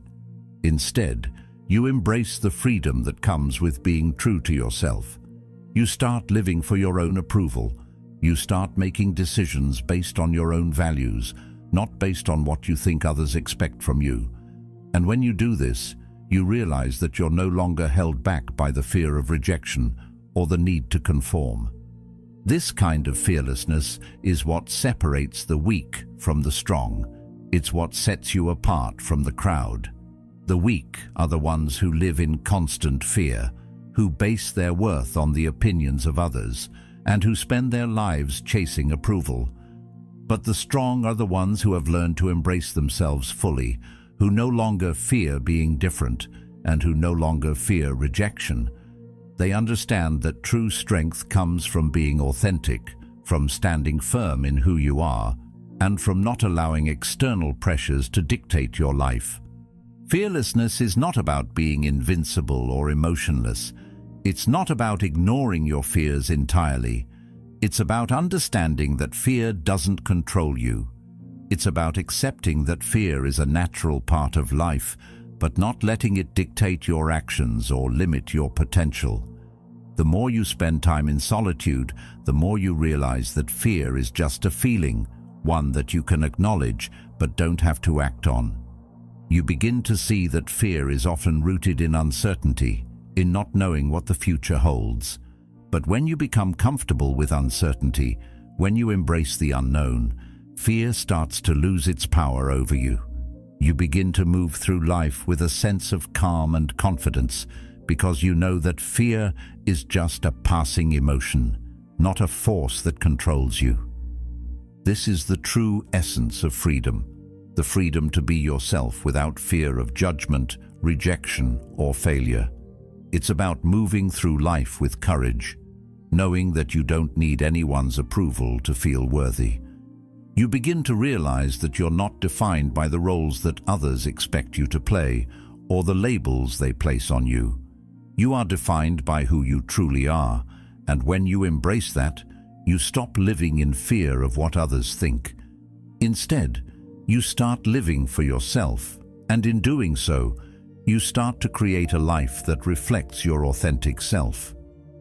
As you continue down this path, you also begin to notice something else. The more you embrace fearlessness, the more you attract people and opportunities that align with your authentic self. When you stop pretending to be someone you're not, when you stop hiding behind masks and facades, the right people begin to show up in your life. You start attracting those who appreciate you for who you truly are, not for who you pretend to be. And that's when you realize that fearlessness doesn't just free you from the grip of self-doubt. It also opens doors to meaningful relationships and experiences that wouldn't have been possible otherwise. This transformation doesn't happen overnight. It's a process, and it requires patience and self-reflection. But as you continue to walk this path, you'll find that the more you embrace solitude and fearlessness, the more your life begins to shift. You no longer live for the approval of others, and because of that, you start living a life that's truly your own. You begin to make decisions from a place of strength and authenticity, and in doing so, you create a life that aligns with your deepest values and desires. In the end, embracing solitude and fearlessness isn't just about overcoming fear, it's about embracing your true self. It's about accepting who you are, flaws and all, and moving through life with the confidence that comes from knowing that you are enough. When you stop seeking validation from others and stop living in fear of rejection or not fitting in, you begin to live a life that's free from the constraints that once held you back. You begin to step into your power, and that power is not something that can be taken from you. It's yours, and it's unstoppable. The longer you remain single, the more you begin to realize something profound. You're becoming unstoppable. It's not something that happens overnight, and it's not something you can easily pinpoint at first. But with time, as you grow and refine yourself, you begin to see a transformation unfold. You develop emotional control, clarity, high standards, and focus. These aren't just words on a page or abstract concepts. They're qualities that become deeply embedded in who you are. And it's this transformation, this evolution, that turns you into someone who is not easily swayed, distracted, or held back. You've learned to build your life around your mission and your purpose. Everything you do is now aligned with what matters most to you, and the distractions, once so tempting, no longer hold any power over you. You start to realize that you've been living your life for others for far too long. You spent so much time trying to meet their expectations, chasing their approval, and worrying about what they thought of you. But when you embrace solitude and focus on your own growth, everything changes. You stop wasting time on things that don't serve you, on people who don't value you, on activities that don't align with your goals, and on opinions that don't matter. With this clarity comes an immense sense of freedom. You no longer feel like you're chasing after something. You're not trying to impress anyone, nor are you seeking validation from the outside world. Instead, you begin to operate from a place of power, an inner strength that comes from knowing exactly who you are and what you're capable of. This transformation doesn't just change how you feel about yourself, it changes how you interact with the world. The more emotionally controlled and self-aware you become, the more resilient you are in the face of adversity. The things that used to rattle you, that used to shake your confidence, no longer have the same effect. You've built a mental and emotional fortress. When challenges arise, you don't react impulsively or get caught up in the chaos. You meet them with calmness and clarity. You have a clear vision of where you're going, and nothing can distract you from that path. In addition to emotional control, you've developed high standards for yourself. You no longer settle for mediocrity in your work or in your relationships. You know that your time and energy are precious, and you refuse to waste them on anything or anyone who doesn't align with your values. You've learned that the key to success, fulfillment, and happiness is in choosing wisely, choosing your relationships carefully, your projects thoughtfully, and your goals intentionally. You've stopped saying yes out of obligation or fear of missing out, and instead you've learned to say no to anything that doesn't serve your highest purpose. This is where the power lies. You don't need anyone's approval because you've built your own sense of self-worth from the inside out. You know that you are capable, worthy, and deserving of everything you desire. And when you operate from that place, you attract the right people and the right opportunities into your life. The more you prioritize your own growth and mission, the more the world begins to reflect that back to you. You stop chasing after things that drain you or that aren't aligned with your goals. Instead, you start attracting people who respect your boundaries, who share your values, and who are equally focused on their own growth. The longer you stay single, the more you come to realize that the relationships you choose are no longer based on need, but on desire. You no longer look for someone to fill a void or to complete you. You're already whole, already complete. So when you choose a partner or a friend, it's because they add value to your life, not because you need them to define your worth. You've learned to choose people who challenge you, who support your growth, and who enhance your life rather than those who drain your energy or hold you back. The people you surround yourself with become a reflection of the person you've become: strong, self-sufficient, and unstoppable. This shift in mindset, this transformation into someone who operates from a place of power, has profound effects on every area of your life. Your career, your health, your relationships, they all begin to align with your new sense of self. No longer are you stuck in a cycle of self-doubt or fear of rejection. You approach every situation with clarity, focus, and confidence. You know that you are in control of your life and that the only limits are the ones you place on yourself. As you continue on this path, you begin to realize that you are capable of achieving anything you set your mind to because you've built the foundation of mental and emotional strength required to overcome any obstacle.